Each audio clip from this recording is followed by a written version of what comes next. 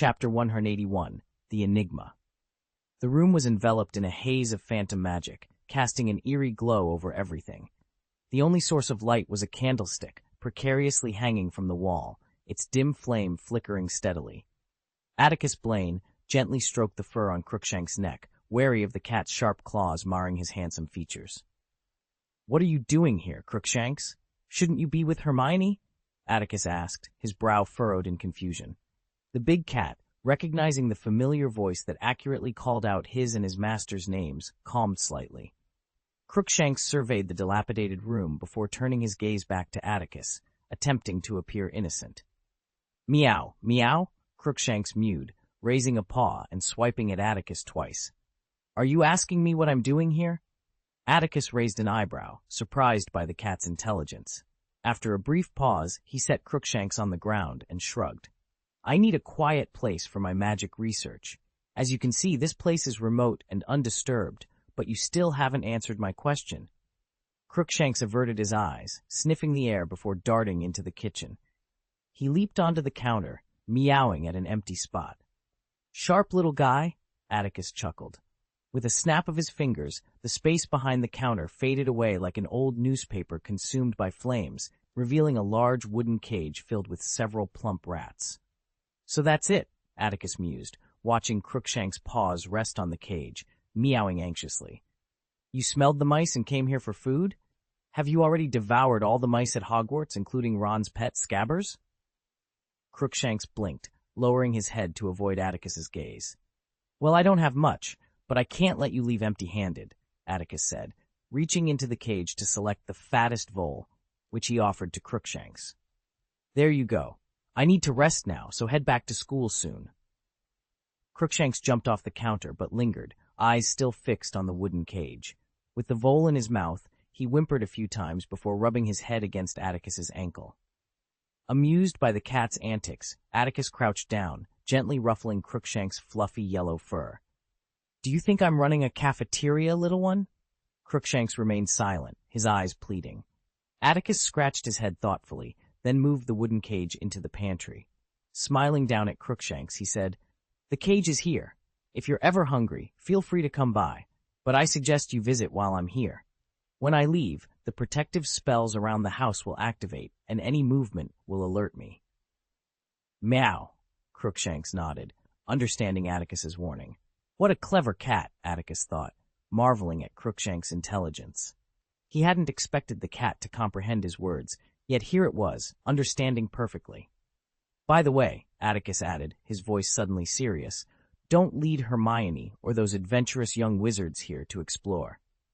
He waved his wand to seal the door. The mountain wind and the bright starlight invigorated him, and he rubbed his tired eyes, feeling a sense of unease crept into Atticus Blaine's heart. "Who's there?" he demanded sharply, his eyes narrowing as he peered down the slope. In the bright moonlight, a large black dog, as imposing as a bear, suddenly emerged from behind a mound half a mile away. Realizing it had been spotted, the dog turned and fled, its speed rivaling that of a cheetah. At that moment, Crookshanks, who had been resting calmly in Atticus's arms, leaped to the ground. His yellow fur bristled, and he bared his teeth at Atticus, adopting a defensive stance. Atticus scratched his head, puzzled by Crookshanks' sudden aggression. "Have you made a new friend?" he asked, bemused. Crookshanks stood his ground, unwavering, blocking Atticus's path. Atticus chuckled and shook his head, turning to head towards another village. But after a few steps, he stopped abruptly, glancing back in the direction the black door, G, had fled. "Did I just encounter something ominous?" he wondered aloud. Over a month later, the wizarding world was abuzz with news. Black had once again eluded the Ministry of Magic, and there were ominous predictions about Harry Potter's fate. These topics, however, were losing traction at Hogwarts, overshadowed by the first Quidditch match of the new school year. Malfoy had reminded everyone of Hagrid's disastrous magical creatures lesson, but even that was fading from memory. It was a clear night, and under Mrs. Hooch's watchful eye, the Gryffindor team practiced until nearly 10 o'clock. Exhausted, they trudged back to the castle. As expected, the Gryffindor common room was lively, filled with animated discussions. "Can someone tell me what's going on? Harry asked, approaching Hermione and Ron, who were working on their astronomy star charts by the fireplace. The warmth of the fire was a welcome comfort as the weather turned colder. A minute later, Harry, who had been buoyed by the successful training session, slumped into a chair, his excitement deflated. The prospect of a weekend trip to Hogsmeade seemed out of reach until Black was captured. Harry stared into the flames, his interest waning. "Since the Ministry of Magic has already spotted Black once," Hermione said, reading Harry's thoughts, "it won't be long before they catch him. Harry, I'm sure you'll be able to join us next time." "We'll be waiting forever," Ron grumbled, shooting Hermione a disgruntled look. "Harry, you should ask McGonagall. She can't keep you cooped up in the castle forever. Besides, if Black had any sense, he wouldn't risk going to Hogsmeade." "Have you forgotten what Professor Lupin said, Ron?" Hermione countered seriously. "Black may be evil, but escaping from Azkaban proves he's a cunning dark wizard. He'll strike when we least expect it." Harry hesitated, torn between Ron and Hermione's arguments. In his second year, he might have sided with Ron, but recent experiences had shifted his perspective. He couldn't ignore Professor Blaine's advice from the end of summer or Professor Lupin's warnings. Suddenly, Harry's expression brightened. Professor Blaine had assured him that he would remain in Hogsmeade until Black was captured. The safety of Hogwarts is not solely due to the presence of Dementors or ancient magic. Rather, it is the presence of Professor Dumbledore that truly ensures its security. Similarly, with Atticus Blaine in Hogsmeade, there is no doubt that no unfortunate events will occur. End of this chapter. Chapter 182, Failed Exchanges. "All right, Ron, I'll find a chance to ask Professor McGonagall," Harry said, feeling more confident with Professor Atticus Blaine's encouragement. This decision aligned more closely with his own desires. Hermione's elegant brows furrowed as she glared at Ron, clearly displeased. She opened her mouth to argue, but before she could speak, Crookshanks appeared out of nowhere with a plump mouse, already fainted from fright, and leaped onto her lap. "Does he have to eat that in front of us? He's going to stink up the common room," Ron exclaimed, wrinkling his nose in disgust. "You can eat this in the courtyard, Crookshanks," Hermione suggested gently. Even she didn't want her pristine wizard robes stained with mouse entrails and blood. She reached out to pick up Crookshanks and escort him out of the Gryffindor common room. However, Crookshanks, perched on her knees, deftly leaped onto the coffee table, evading Hermione's grasp, and fixed his yellow eyes intently on Ron. "Get it out of here, Hermione!" Ron demanded angrily, snatching the planetary trajectory map he had painstakingly worked on all night from beneath Crookshanks' paws. "He almost ruined our astronomy homework, and Scabbers is sleeping in my school bag. Do you want him to watch this cat eat his own kind?" Crookshanks remained motionless, his fluffy tail twitching slightly. He glanced at Ron's school bag and raised his chin, as if to flaunt the mouse in his mouth. His yellow eyes gleamed with an inexplicable brilliance. "What exactly are you going to do?" Ron asked impatiently, clutching his school bag tighter. Crookshanks, unfazed, simply stretched his neck forward and gave the mouse a gentle bite. "I'll think about," Hermione began, puzzled by Crookshanks' behavior. But Harry suddenly burst into laughter. "It's probably trying to trade that mouse in its mouth for your Scabbers, Ron," he suggested. Ron froze for a moment, then glared at Hermione. "See, Hermione, this crazy cat just wants to kill Scabbers. I really don't understand why you had to bring the brute back." "Stop being silly, Ron," Hermione snapped, silencing Harry with a stern look. "Crookshanks has no reason to do that. Maybe he just wants to introduce Scabbers to a friend." She stood up, attempting once more to catch Crookshanks. Crookshanks dodged Hermione's embrace again. Realizing the trade had failed, he understood that the boy in front of him wasn't willing to exchange the fake mouse in his bag for the real one in his mouth. With a swift leap, Crookshanks settled on the armrest of the sofa, a fierce glint in his eyes. What happened next was nothing short of a disaster. Crookshanks turned his head and flung the now-conscious mouse from his mouth. By sheer coincidence, it landed on the bow of Lavender Brown's head, who was preoccupied with Professor Trelawney's prophecy. Startled, Lavender removed the mouse from her hairpin and brought it to her eyes. "Ah!" Her scream, sharp enough to pierce eardrums, silenced the bustling common room. Before Hermione could apologize for Crookshank's antics, Lavender had already tossed the mouse away in panic, sending it flying through the air. It landed on Neville and Samus's chessboard, scattering pieces everywhere. The mouse, quick to react, scampered off the overturned board, climbed up Neville's knees to his chest, and with a leap, hooked its claws into Neville's nostrils. "All petrified," Neville gasped, looking as though he might suffocate from the shock. Fortunately, at that moment, Ginny, who was chatting with Colin on the other side of the common room, acted swiftly. She cast a petrification curse that hit Neville squarely on the nose. Amidst the laughter that erupted from everyone, Neville, his face round and flushed, stood up shakily. The curse prevented the stiff claws of the immobile fat mouse from hooking onto his nose, and it fell heavily to the ground. The sound made Neville's cheeks, still carrying a hint of baby fat, tremble once more. In a daze, he recalled the night after the first-grade final exams. What? And he had been paralyzed by a similar spell. "Sorry, Neville." Hermione hurriedly weaved through the crowd of students to reach Neville, who had collapsed back onto the sofa. Her pretty face, glistening with sweat, was full of apology. "It was just an accident, Neville. Crookshanks didn't mean to." Before Neville could respond, a loud roar erupted from the direction of the fireplace. Hermione quickly turned her head and was shocked by what she saw. While everyone's attention was on the mouse, Crookshanks had leapt over, his claws digging deep into Ron's schoolbag, tearing at it viciously. "Get off, you silly beast!" Ron shouted, trying to yank the schoolbag away from Crookshanks, but the cat clung on, growling and tearing furiously. "Don't hurt him, Ron!" Hermione screamed, as Ron, unable to shake Crookshanks off, swung the schoolbag like a windmill. Despite his efforts, Crookshanks wouldn't let go. Scabbers flew out of the open schoolbag. In the ensuing chaos, all the young wizards in the lounge sprang into action. Eventually, Ron retrieved Scabbers from beneath an old chest of drawers, while a disheveled and distressed Hermione threw herself to the ground, pinning down the struggling Crookshanks. "Now you're happy, aren't you?" Ron yelled, his voice filled with anger as he held the trembling, emaciated Scabbers in his palm. "Crookshanks just—" Hermione began, her eyes shining with unshed tears, trying to defend her cat. But Ron cut her off harshly. "That cat just wants to make things difficult for Scabbers. When are you going to admit it?" "How could you talk to Hermione like that, Ron?" Ginny interjected, rushing over from the other side of the common room. She wrapped her arms around Hermione's slender, trembling shoulders and glared at Ron, who was trying to coax Scabbers back into his pocket. Ron, still furious, looked up, ready to retort, but hesitated when he saw Hermione's tear-filled eyes.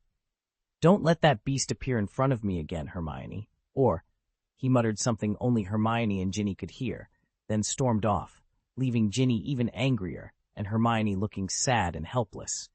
"Ron was just too worried about Scabbers, Hermione," Harry said hesitantly. He glanced at Crookshanks in Hermione's arms, intellectually agreeing with Ron's perspective. The peculiar big yellow cat did seem to have it in for Scabbers, but he couldn't bring himself to say so in front of Hermione. "Don't worry, I'll go and talk to him." Harry, feeling downcast about not being able to visit Hogsmeade, sighed heavily and trudged towards the dormitory with weary steps. End of this chapter. Chapter 183. Foster Care. As the morning dawned, the gates of Hogwarts Castle opened with the sound of mechanical joints engaging. The fine powder of dust, mixed with a touch of golden sunlight, streamed into the slightly dim entrance hall, signaling the ancient castle's awakening from its silent slumber. Suddenly, hurried footsteps echoed in the empty auditorium. Hermione, her face weary and her eyes red, emerged from the shadows, cradling Crookshanks, who was sleeping soundly with squinted eyes in her arms. She glanced around, ensuring no one was nearby, then gently rubbed Crookshanks' head. With determination, she stepped out of the castle and ran towards the spacious lawn, still shrouded in mist. Beside Hagrid's hut near the Forbidden Forest, Hagrid, who had calmed down considerably over the past month, was busy in the field. The pumpkins he had planted in August and September were now thriving, and by October, most of the flower buds, covered with lush green vines, had fallen. In the clean and tidy field, pumpkins the size of wash basins were scattered everywhere. Hagrid gestured with the small pink umbrella in his hand. Although he had cleared his name, he was accustomed to hiding his wand in the umbrella, having spent most of his life casting spells in secret. As he surveyed the fruits of his labor, a smile spread across his face. Last year's expansion spells had yielded excellent results, and in a few days he planned to use them again to grow these pumpkins even larger. Buckbeak, unaware of the trouble he had caused Hagrid, lounged under the shade of a tree, enjoying the nutritious breakfast Hagrid had prepared for him, a large pot of ferrets. Fang lay in front of the door, wriggling and nibbling on lettuce in a wooden box resembling a beehive. A flobber caterpillar, the size of a child's arm, salivated nearby, but it knew those treats were not for it, so it could only look on eagerly. Suddenly, a dense morning mist surged dozens of feet away, and Fang, who caught the scent first, perked up his ears and barked happily. "Don't bark, Fang. The little wizards haven't woken up yet. Don't disturb their rest." Hagrid, who was poking a pumpkin with his fingers, straightened up and said with mild annoyance, "When Buckbeak finishes eating, I'll let him leave the bones for you." Buckbeak flapped his wings a few times, grinning with pride, then grabbed the ferret bone on the ground with his paws and tossed it aside. Hagrid! Hermione's hair and eyebrows were damp with mist as she rushed out of the fog like a drenched cat. Seeing Hagrid in the pumpkin patch, stunned by her appearance, Hermione could no longer contain her emotions. She ran into Hagrid's arms, tears streaming down her face. "Either Crookshanks doesn't show up, or you don't show up!" Hagrid roared angrily.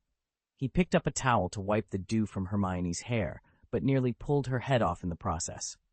"That scoundrel dares to say that! Hermione, don't stop me. The next time I see him, I'll make sure he remembers how much you've helped him." "Come on, Hagrid. Ron was just too worried about Scabbers. He didn't do anything wrong," Hermione said, her eyes still red, but her mood improved after releasing her emotions. She defended Ron while stroking Crookshanks, who lay on her knees. "But I really can't keep Crookshanks in the castle anymore. I have so many lessons to attend, and I don't have time to discipline him. I can only leave him here with you, Hagrid. At least Fang can be a friend to Crookshanks." "No problem, Hermione. I've got plenty of space here for him to have fun with Fang," Hagrid replied, handing her a steaming cup of tea. He hesitated, looking at the little witch who still wore a sad expression. For a moment, Hermione looked worried and said, "But I don't think that's going to solve the problem, Hagrid. You really need to have a good talk with Ron. People often get confused about pets, and it's not fair to blame your friends for that." "Thank you, Hagrid. I'll find a chance to clear things up with him," Hermione replied, wiping the plaid tears from her eyelashes and attempting a smile. Both she and Hagrid knew it was just a brave front. With some time left before class, Hagrid enthusiastically prepared rock cakes and bath buns for Hermione, who hadn't eaten breakfast. However, she didn't touch them, instead holding Crookshanks close and sipping her hot tea. "I've been researching several cases of magical animal injuries recently, Hagrid. I'll compile the defenses from those acquitted cases. When you and Buckbeak go to the Dangerous Animals Committee for trial, you can use them as a reference." "I don't know what I would have done without you, Hermione," Hagrid exclaimed, blowing his nose loudly. "These days, I often dream about the trial's outcome. Buckbeak is going to be... Oh, anyway, thanks to you, I still have a glimmer of hope." Hermione smiled, this time more sincerely. "Speaking of which, Hagrid, I've never quite understood." She clumsily patted Hagrid's arm, which was as thick as a tree trunk, and looked puzzled. "Why don't you ask Professor Dumbledore for help? A wizard like him wouldn't mind speaking to the Ministry on your behalf." "I don't want to bother him too much," Hagrid sighed, sitting down. "Principal Dumbledore has so many things to deal with every day, and I don't want to cause him any trouble." Hermione seemed ready to argue, but Hagrid continued, "And it's actually very difficult for him to intervene in this matter. Of course, if Dumbledore were to send a formal message, the Department for the Regulation and Control of Magical Creatures would listen." "But that's the problem, Hermione. Dumbledore has been doing his best to avoid interfering with the Ministry of Magic's operations because he knows Cornelius Fudge is always wary of him. It's ridiculous, but Fudge fears that if Dumbledore ever wanted to become minister, he could easily use his influence to oust Fudge. So, to prevent any misjudgment from Fudge, Principal Dumbledore restrains himself, even though he often disagrees with the Ministry's decisions. I know Dumbledore could help Buckbeak, Hermione, but I don't want to see him in trouble. As Hagrid became more talkative, Hermione's eyebrows shot up in surprise. "Is this all your own idea, Hagrid?" she asked. "Oh, you're the smartest young witch at Hogwarts, Hermione. It's really my idea not to bother Dumbledore, but the rest," Hagrid admitted, scratching his furry beard with a shy smile. "Do you remember the morning Remus brought me back? Actually, it was Professor Atticus Blaine who took me to his temporary residence in Hogsmeade the night before. After a night of sleeping by the garbage can, I went to thank him. During our chat, he mentioned Buckbeak. That's what Professor Blaine told me." End of this chapter. Chapter 184, Halloween Click. Dazzling lightning pierced the silent sky. The screaming shack rumbled and trembled with the thunder, while torrential rain pounded the ground like silver swords, reaching every corner. A large group of magically transformed bats spread their wings and soared through the downpour. Every house was adorned with pumpkin lanterns, their candles flickering warmly. Mysterious melodies filled the streets of Hogsmeade Village, and not even the thunder and heavy rain could dampen the villagers' Halloween spirit. "I must leave early today, Crookshanks," Atticus Blaine said with a smile. The sky was dark, though it was only evening. Having packed his things, Atticus glanced at the large ginger cat lounging on a tattered sofa in the corner of the living room. Since Crookshanks had received sweets from Atticus, the cat had taken a liking to wandering around the house. Atticus, who spent his days alone, welcomed the company and had no intention of driving the feline away. "Meow," Crookshanks replied softly, refusing to leave the screaming shack as usual. "Today is Halloween," Atticus continued, "and I'm not sure if the mischievous children in the village will decide to explore this haunted house later. Besides, I've made plans to have dinner with a friend tonight." He walked over, knelt down, and gently rubbed the fluff on Crookshanks' head. "The dinner on Hallows' Eve is a grand feast.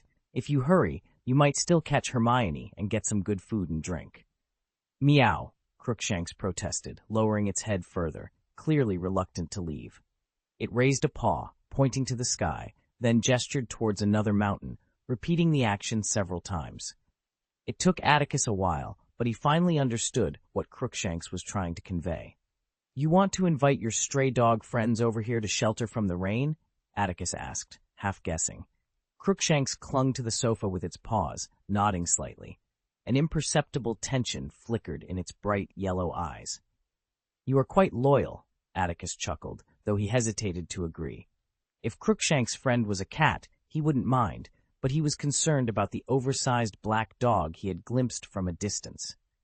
The house was, after all, a dilapidated building, and he worried that a large, energetic dog might cause chaos.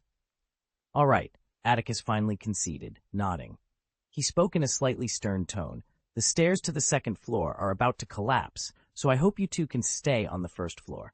Also, the spiders and mice in the cage can be your Halloween feast, but you must tell the dog not to cause any destruction. Otherwise, I might use you both as materials for my magic experiments." Zonko's Joke Shop was the most eye-catching magic shop this Halloween. The owner had somehow been inspired to cast an expansion spell on a jack-o'-lantern, making it swell to the size of a house and float in the air. Under the lightning and thunder, the enormous jack-o'-lantern swayed with the wind and rain, creating a striking visual spectacle. Even Atticus, descending from the mountain, couldn't help but pause on the street to admire it. Several children, clad in raincoats, ran joyfully from Atticus's house, each clutching a large handful of brightly packaged candies. In the narrow alleyway, Atticus turned sideways with a smile to let the group of little ones pass. Atticus Blaine was standing at the door, looking at Remus with a smile. "How's the research going, Atticus?" Remus asked kindly.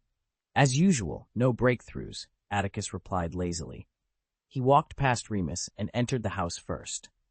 Upon seeing the scene inside, he paused, a look of surprise crossing his face. The once dark and dilapidated living room was now transformed. Hundreds of candles floated in mid-air, casting a warm glow. The walls were adorned with twisting golden ribbons, and the ceiling was enchanted to resemble the Great Hall of Hogwarts, reflecting the stormy sky with rolling clouds and flashes of lightning. The greasy, stained square dining table had been replaced by a brand-new long table, occupying half the living room and laden with a feast that tantalized both the eyes and the nose. Atticus stood silent for a few moments, then turned to Remus, who was gazing out at the rain-soaked, shrieking shack with a peculiar expression. "Did you prepare all this?" "Actually," Remus replied, pulling his gaze back and smiling, "Albus had the elves in the kitchen prepare it for us. He wanted to invite you to the school dinner, but he anticipated you might decline, so he asked me to bring it directly to you." Atticus chuckled softly, raising an eyebrow. "Well, thank him for his kindness on my behalf, and make sure to give him the meal money later." "Why, Atticus?" Remus asked, pulling out a chair and sitting down with a wry smile. "If you were wary of Albus before because of your golden viper status, he clearly doesn't intend to pursue anything now. Why do I always feel you're reluctant to have anything to do with him?" Atticus, seated on the other side of the table, didn't react much to Remus's question. Instead, he smiled and pointed to the wine bottle on the table. "Do you know what wine this is, Remus?" "Ogden's fire whiskey, at least 80 years old," Remus replied quickly, his eyes fixed on the bottle. Despite his modest means, Remus was a knowledgeable wizard, well-versed in the magical world. "That's why I prefer to keep my distance from him, Remus," Atticus said, the golden candlelight flickering in his lavender eyes.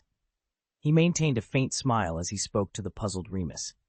"Dumbledore is a very wise wizard, but sometimes he's a bit too clever. I keep my distance, hoping to maintain a relatively friendly relationship. If we get too close—" Under Remus's thoughtful gaze, Atticus fell silent, a sneer playing on his lips. Since leaving Hogwarts, this was the first time Atticus had truly celebrated Halloween. Whether their connection was one of mutual use or a touch of genuine appreciation, tonight he was grateful to Remus Lupin. Time passed, and the atmosphere at the dinner table was pleasant. They avoided discussing Sirius Black or Dumbledore. As two generations of Hogwarts' defense against the dark arts professors, they spent most of the evening talking about the students at the school. Remus also shared his encounter with Harry earlier that day. The sudden downpour made the late October air even colder, but Atticus and Remus, warmed by the spirits they had consumed, felt nothing of the chill. "By the way," Remus said casually, his cheeks flushed, "why did you choose the Shrieking Shack for your magical experiments?" "Atticus, I visited that place with a group of friends back when I was in school. The environment inside is quite poor, and it seems there are often reports of wild animals lurking around," Remus said. "I've never seen any wild animals there," replied Atticus Blaine, feeling a bit lightheaded. "There's a cat that frequently roams the area, hunting for mice. It's very peaceful there, Remus, and no one bothers me." Hearing this, Remus, whose eyes were partially obscured by a strand of hair, felt a subtle sense of relief. He smiled and raised his glass to Atticus once more. Boom! A deafening clap of thunder made the ground tremble slightly. Atticus lifted his glass to return the toast to Remus, but as he raised it, his movements suddenly halted. He turned his head to look outside the door. "What's the matter, Atticus?" Remus asked, his voice tinged with concern. The unfathomable depths of Atticus's eyes sent a shiver down Remus's spine, and for a moment it seemed as if the young man across from him had transformed from Atticus Blaine into the enigmatic Golden Viper. Thump. "There's a problem," Atticus said calmly, setting down his glass. End of this chapter. Chapter 185.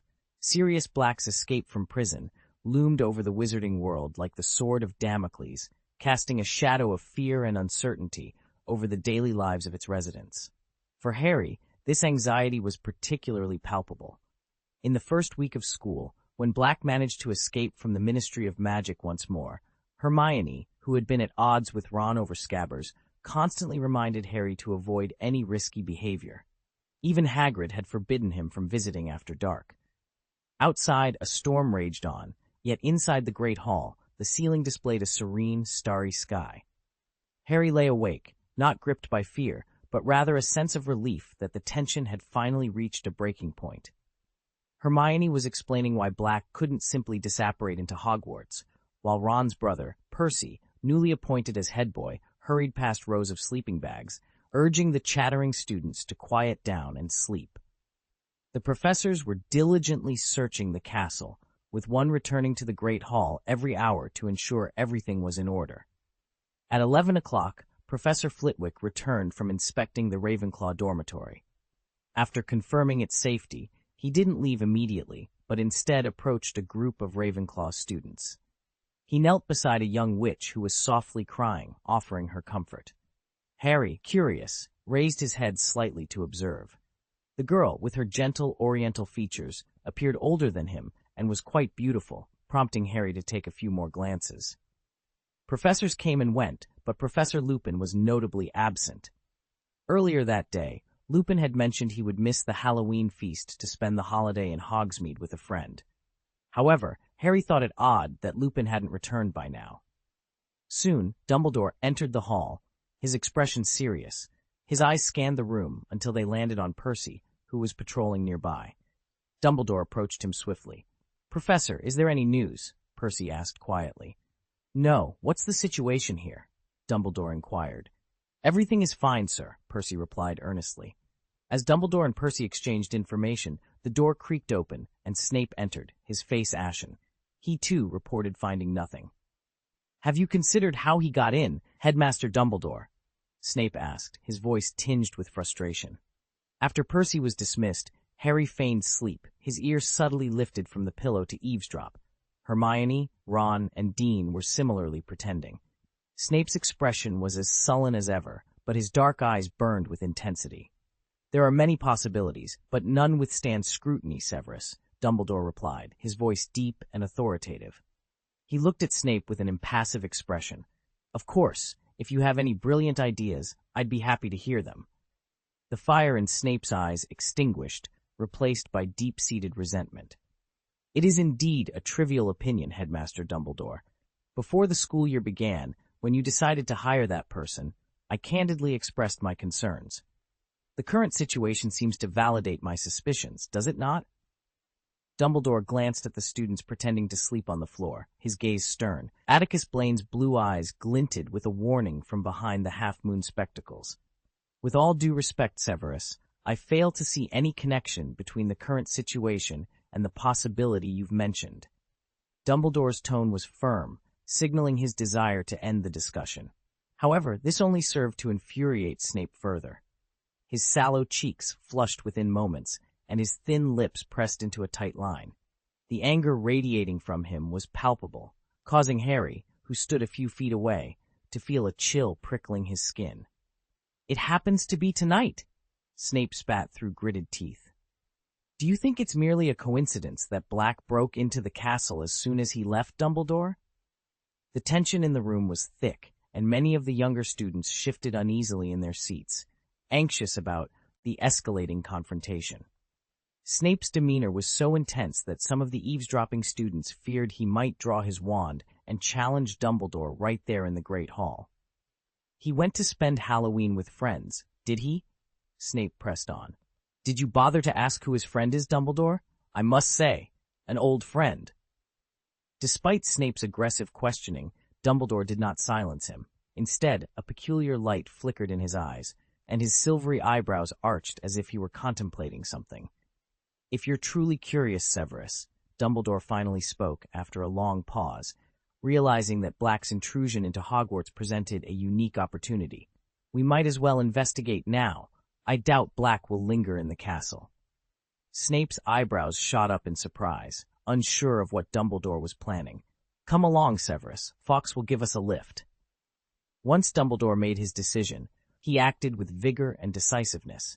He issued instructions to Professor McGonagall, who had just descended the stairs, and after a brief word to Snape, he ascended the staircase with determined strides. Professor McGonagall, looking concerned, moved towards the area where the Slytherin students were gathered. Meanwhile, Harry, who had been holding back his thoughts, turned to his friends, his green eyes filled with confusion. "Harry!" Ron approached, moving awkwardly like a flobberworm, while Neville, nudged by Hermione, reluctantly shifted to make room. "Snape suspects that Professor Lupin helped Black, right? But how could that be possible? What evidence does he have?" Ron's rapid blinking betrayed his astonishment. Despite the tension between them, Hermione couldn't resist offering her perspective. Obviously, Ron, from their conversation, we can infer that Professor Lupin knows Black. They studied at Hogwarts together, and Professor Snape was likely there too. They all know each other. Thanks for the reminder, Hermione, Ron retorted bluntly, glaring at her. But what does that mean? Although Harry was troubled by the idea that Professor Lupin had once been classmates with someone like Black, he couldn't help but defend Lupin. Hagrid was a classmate with Voldemort, he pointed out in a low voice. The point is, Hermione continued, ignoring Ron's challenging gaze, from Professor Snape's words, it's likely that Black and Professor Lupin were once close. But later, I suspect they parted ways when Black joined the Dark Lord. Because of this, Professor Snape doesn't trust Professor Lupin. Then Snape should go back to his dormitory and take a good look in the mirror, Harry sneered. He might find he had a much closer relationship with Voldemort than Black ever did. 2 months had passed since the start of the school year. Compared to the irksome Snape, what kind of person Professor Lupin truly was remained a mystery to Harry and his friends. Lupin's reputation is well known to everyone. Most young wizards believe that Snape is merely exploiting the situation, driven by his personal grudge against Lupin. They think Snape is bitter because Lupin took the position he desired. No one truly suspects Professor Lupin of being the traitor who aided Black in entering Hogwarts. But, after the discussion concluded, Harry gazed up at the enigmatic starry sky and murmured softly to himself, "Who did Professor Lupin go to see?" End of this chapter. Chapter 186. Why are you here? Is there a problem? Remus asked, following Atticus Blaine's gaze toward the door. He repeated his question, puzzled by Atticus's silence. Instead of answering, Atticus adjusted his posture, leaning back in his chair with a knowing smile, as if anticipating a knock on the closed wooden door. However, what transpired was far more dramatic than expected. Boom! The door to Atticus's residence exploded with a deafening roar, sending fragments flying through the air like shrapnel. The shockwave, laden with smoke and dust, surged from the hallway into the living room, reaching Atticus in an instant. Hum! A milky white barrier materialized out of nowhere, shielding Atticus from the sharp, bullet-like splinters and swirling dust. He stood up from his stool, astonished. He hadn't anticipated the old dean's reaction to be so extreme. "Sorry, did I interrupt the old school reunion, Lupin?" Snape barged into the room with a smirk, ignoring Dumbledore's equally surprised expression. As he emerged from the dust and saw the 2 men who appeared to be dining in the living room, Snape's expression of anticipated triumph froze instantly. The dust settled slowly, and the half-moon spectacles caught a fleeting glint of light. Dumbledore shook his head, his beard swaying gently, as he carefully navigated the rain-soaked gravel and splintered wood to enter the living room. 1 second, 2 seconds, 3 seconds. Silence reigned in the room. Remus was left speechless by Snape's impulsiveness. Dumbledore folded his hands over his lower abdomen, his eyes fixed on the swirling storm above. Atticus and Snape, with his flushed cheeks and tightly pressed lips, exchanged glances, creating an atmosphere that was both awkward and amusing. Cough, cough. Atticus blinked innocently at Professor Snape, whose expression was as sour as if he'd swallowed a handful of slugs. A bright smile spread across Atticus's face. "Long time no see, Professor Snape. Are you here to spend Halloween with me as well?" "Atticus Blaine." Snape's grip on his wand tightened, his face twitching slightly. He glanced between Lupin and his favorite student, whom he hadn't seen in half a year, before finally growling, "Tell me, why are you here?" "Do you understand now, Severus?" Dumbledore calmly began repairing the damage Snape had caused with his wand. He looked at Snape gently and said, "Remus didn't help Black break into the castle. He was with Atticus all night. Surely you don't think Atticus is Black's accomplice, do you?" Dumbledore's brief explanation conveyed the crucial information. Remus, whose cheeks had been flushed from drinking, suddenly turned pale. His knuckles whitened as he pressed his hands against the table. He opened his mouth, staring at Dumbledore, his lips twitching as if to speak, but no words came out. "Yes, Remus," Dumbledore continued in a calm tone. "Tonight, Black broke into Hogwarts, attempting to enter the Gryffindor common room." Hearing this, Atticus's eyelids flickered. The mark he had placed on Harry during the summer still existed, indicating that Harry had once again escaped harm. Fortunately, Black was unsuccessful. No students were harmed, though one portrait was severely damaged, Dumbledore added. We've initiated a search of the castle, but we haven't found any trace of Black yet. Remus, if you don't mind, I hope you can return to the castle now and assist Minerva and the others in continuing the search for Black. Without a word, Remus departed, not even pausing to bid farewell to Atticus. The thunderstorm that had raged for several hours continued unabated. Finally, the storm subsided, and high in the sky, a strong wind swept through the stratus clouds. The nearly full moon peeked intermittently through the shifting clouds. You already knew. Snape's voice cut through the silence as Remus departed. Feeling deceived, Snape's anger flared. He turned his gaze away from Atticus Blaine, who maintained an innocent demeanor, and fixed his livid stare on Dumbledore.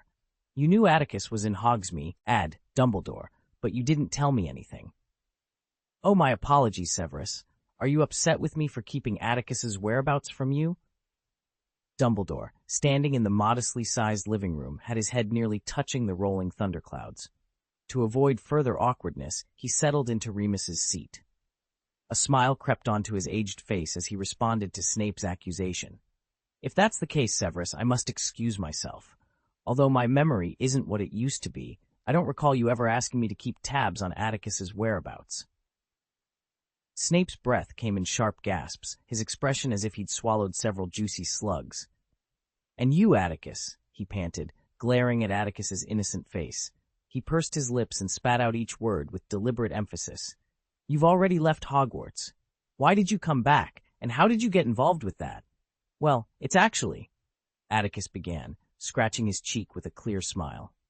Before he could concoct a story about Hogsmeade's serene environment and his desire to settle there after years of hard work, Snape interrupted with an angry tone. I need you to tell the truth, Atticus. Atticus blinked, maintaining his innocent expression, momentarily transported back to his school days when Snape caught him secretly brewing forbidden potions. I guess I shouldn't interrupt this emotional reunion, Dumbledore remarked, wisely exiting the room and thoughtfully closing the door behind him. For money, Atticus stated succinctly. Black's bounty is 50,000 galleons. Snape wasn't particularly surprised by this answer. He had known Atticus long enough to be aware of his penchant for earning galleons through various means during his school years. Ha! 50,000 galleons! Snape glared at Atticus as if reprimanding a wayward youth. You think you can claim that bounty, Atticus? Black, that filthy, stinking fellow. Since he's escaped Azkaban, you think you can handle him? How do you say that, Professor Snape? Atticus chuckled, meeting Snape's furious gaze with a relaxed yet confident tone. I believe you underestimate my current abilities, Professor. In today's wizarding world, aside from the old man eavesdropping outside, I don't think there's any wizard worthy of my full attention. In fact, the real question is, can Black handle me? Snape was taken aback by Atticus's almost arrogant words. He scrutinized the young man before him, who was both his most admired student and like a younger brother, and suddenly felt a sense of unfamiliarity. The growth of young people is truly dazzling, Severus, Dumbledore mused from outside the door, gazing up at the clear starry sky now free of clouds, so much so that we often overlook it. Atticus lowered his eyes, smiling without refutation, choosing silence. Meanwhile, Snape found himself in a state of astonishment, stirred by Dumbledore's sincere praise. Indeed, Atticus was the most outstanding young wizard Snape had encountered in his teaching career, and perhaps even in his entire life. He even wondered if he himself could keep up with such brilliance. Currently, Atticus Blaine stands as a formidable force, one that, aside from Dumbledore, no one else can contend with. His self-assured and seemingly arrogant assessment of his own abilities is, in fact, acknowledged by the greatest wizard of the era. This recognition leaves Severus Snape utterly perplexed. End of this chapter. Chapter 187, Challenge Accepted. Atticus Blaine stood before Snape, his confident smile unwavering under the professor's piercing gaze. Snape, with his sharp, scrutinizing eyes, attempted to penetrate the essence of Atticus's confidence, but Atticus remained calm, showing no hint of cowardice. When was the last time Snape had witnessed Atticus in action? The question lingered in his mind, and it didn't take long for him to recall that fateful night on Christmas Eve during Atticus's 5th year. That night, Atticus had encountered a dark witch of unknown origin in the Forbidden Forest. The incident had even reached Dumbledore's ears.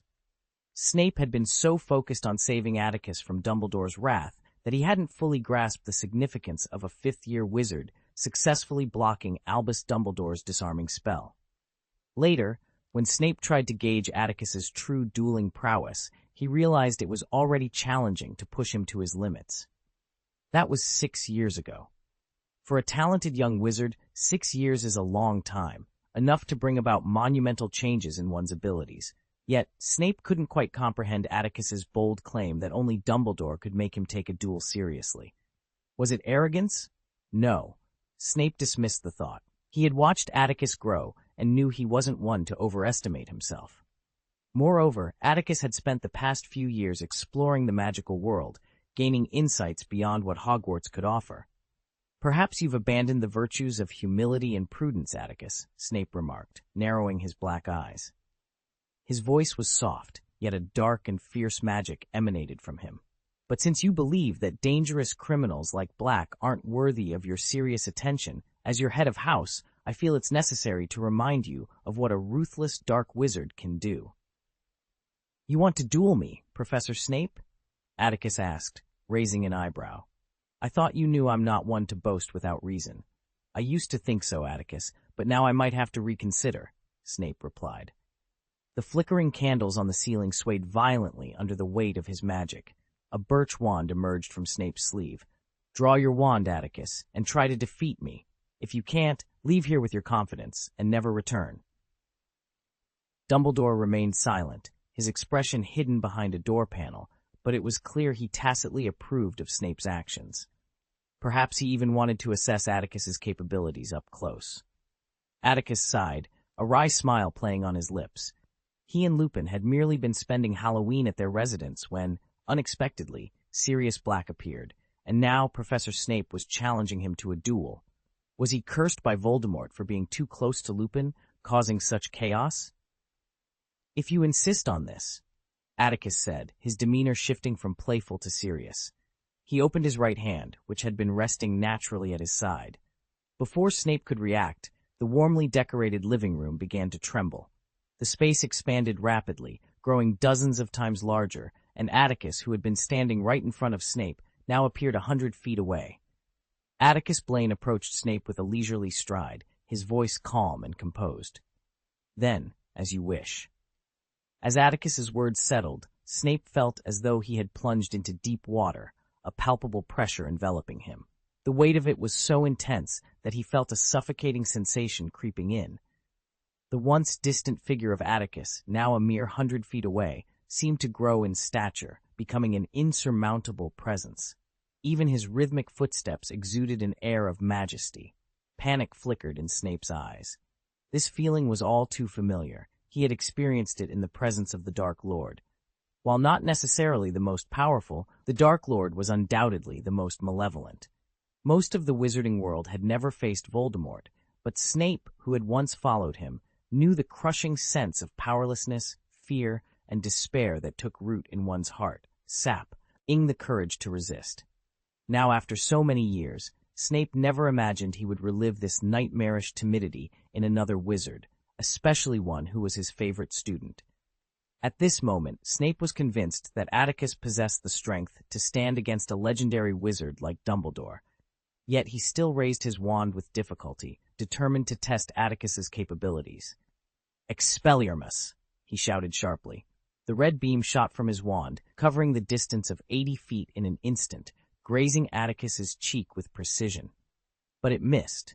The steady, unhurried footsteps continued, causing Snape's eyelids to twitch. His attempt had failed. The young man before him was no longer the cautious little wizard from the sorting ceremony years ago. In the brief moment of distraction, the distance between them had closed to 50 feet. Snape swallowed nervously, knowing he needed to use more powerful magic, yet hesitating. Narrowing his eyes, he raised his wand again, aiming at Atticus. A silent spell, the Future Curse, was cast. Boom! Atticus did not dodge. Instead, the milky white iron armor barrier, magically modified twice, appeared unexpectedly 5 feet in front of Snape. The explosion from the broken magic of the future curse sent Snape sprawling. The footsteps remained steady. With greasy black hair clinging to his cheeks, Snape scrambled to his feet, disbelief etched on his face as he looked at Atticus. Snape knew his talented apprentice excelled at altering standard spells, but to make the iron armor curse manifest directly in front of an opponent from such a distance was beyond his understanding. It meant Atticus had the ability to perform more complex transformations with the iron barrier. The gap between them had narrowed to 50 feet. At this distance, Snape could clearly see Atticus's expression, calm and serene like the deep blue sea, yet beneath the surface lay an unfathomable terror. A sense of powerlessness surged within Snape. He hadn't given his all, still possessing knowledge of advanced dark magic, some taught by the Dark Lord himself, with effects that were both astonishing and terrifying. But Snape never considered using those spells, initially because he didn't want to harm Atticus, and now because he knew they would be ineffective. "Remember the magic I taught you, Atticus." Sweat trickled down his cheeks as Snape straightened up, panting slightly. "I warned you, only use it when your life is in danger." In danger. "Shenfeng Wuing," Atticus Blaine continued with a smile. "It's a very powerful offensive spell. I used it to slay the red-scaled dragon in the Norwegian Fire Dragon Nature Reserve the year before last." Snape's expression darkened. If this incident were ever uncovered, his reputation would suffer greatly. End of this chapter. Chapter 188, The Return. "Hope you can handle this, Atticus," Professor Snape intoned, his voice a blend of challenge and expectation. A cascade of light silver blades descended from the ceiling, slicing through the air with the precision of a master craftsman. The ground beneath them was torn apart, leaving deep furrows in their wake. The air itself seemed to scream as it was split, the powerful magic warping the space around them, creating a scene of chaos and distortion. Professor Snape was undeniably a formidable wizard. Last semester, Atticus Blaine had enlightened the young wizards in the Defense Against the Dark Arts class about the prowess of the long-standing secret witches and wizards. He had mentioned that the senior professors of the 4 Hogwarts houses each possessed the level of a court wizard in their respective fields. In terms of actual combat, they were indeed worthy of this title. Professor Snape, with his inclination towards the dark arts, excelled in combat more than his peers. "What are you going to do about this, Atticus?" Snape challenged, having unleashed his most potent, self-invented spell. Atticus Blaine merely pursed his lips into a playful smile. Under Snape's scrutinizing gaze, he faced the oncoming silver blades, closed his eyes, and spread his arms wide, as if surrendering to the inevitable. "Atticus!" Snape's voice cracked with alarm as the blades seemed to slice through Atticus's body effortlessly, leaving his dismembered form crumpled on the ground. Snape's face turned ashen, and he let out a strangled cry. He moved to rush forward, but a sudden weakness overcame him, causing him to collapse to the floor. Outside, Dumbledore, who had been quietly admiring the starry sky, shook his head with a hint of exasperation. A soft cough broke the tension. Snape, on the verge of tears, froze and turned towards the sound. There stood another Atticus, unharmed, wearing the mischievous grin of a student caught in a prank. Snape glanced back at the pile of dismembered limbs, only to see them dissolve like phantoms. Illusion magic, Snape realized, his strength returning. He gritted his teeth and stood up. "I didn't expect you to be as adept at this as Professor Flitwick, Atticus." "Just a modest skill," Atticus replied with a smile, silently thanking Professor Lockhart for his teachings. Wizards skilled in occlumency, like Snape, were typically resistant to such magic. However, Snape's agitation over Black's intrusion into Hogwarts and Atticus's presence in Hogsmeade had left a chink in his mental armor. For those less resolute, illusion magic could be surprisingly effective, as demonstrated when Lucius Malfoy had fallen prey to Atticus's illusions at the Leaky Cauldron. Having been outwitted by his student, Snape finally shed his embarrassment and revealed his true prowess. He swept his wizard's robe forward, enveloping himself in dark magic.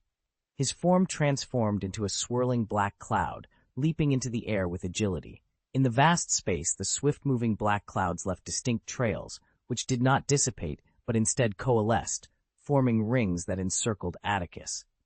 Interesting, Atticus mused, watching the gathering black cloud rings with keen interest. Teleportation is prohibited and highly toxic. Fascinating magic, Professor Snape. You never taught me this trick, Atticus Blaine remarked with a hint of amusement. There's more to it than that, Atticus, Snape replied. Suddenly, dark clouds gathered ominously in front of Atticus, swirling violently.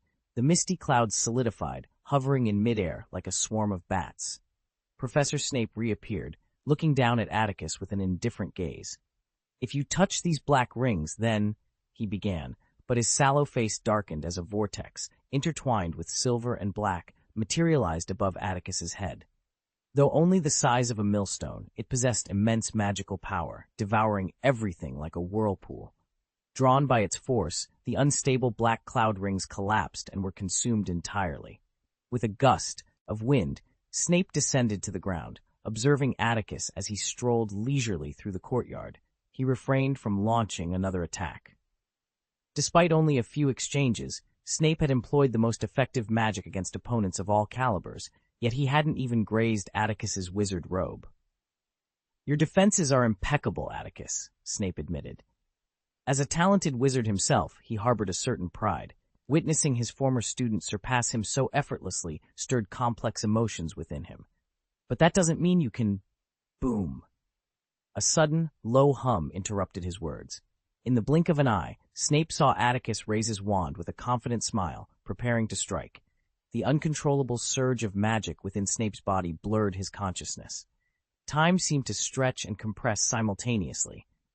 As he regained awareness, Snape instinctively raised his wand to cast a protective barrier, but his arm was halted midway by a young hand gripping his wrist.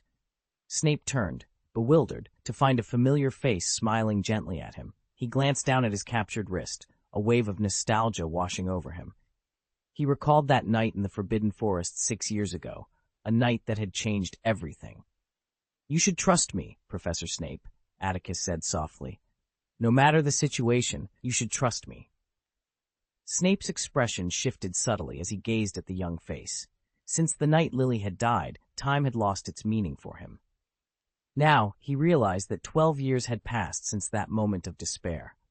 He had transformed from a reckless young man who had made grave mistakes into a weary middle-aged man, burdened by the weight of his past. Under the vast starry sky, Dumbledore and Atticus stood side by side, watching Snape's retreating figure disappear into the castle's shadows. A lone walker, Atticus murmured, brushing back his wind-tousled gray hair. Severus can't move beyond the past. Dumbledore's eyes, usually so clear, were clouded with reflection. Snape wasn't the only one haunted by painful memories. Is it because of Harry's mother? Atticus inquired, his tone certain. I'm afraid so, Dumbledore replied, his face etched with sorrow. He didn't question how Atticus knew this, understanding the burdens they all carried. In the eyes of others, Dumbledore was the embodiment of confidence and omnipotence, yet only he knew the depths of his own concealed pain. If you wish, Atticus, once the matter with Sirius Black is resolved, I can share more about Severus's past with you, Dumbledore offered after a moment of silence. Atticus nodded, acknowledging the offer. I heard from Lupin that you've arranged a place for me?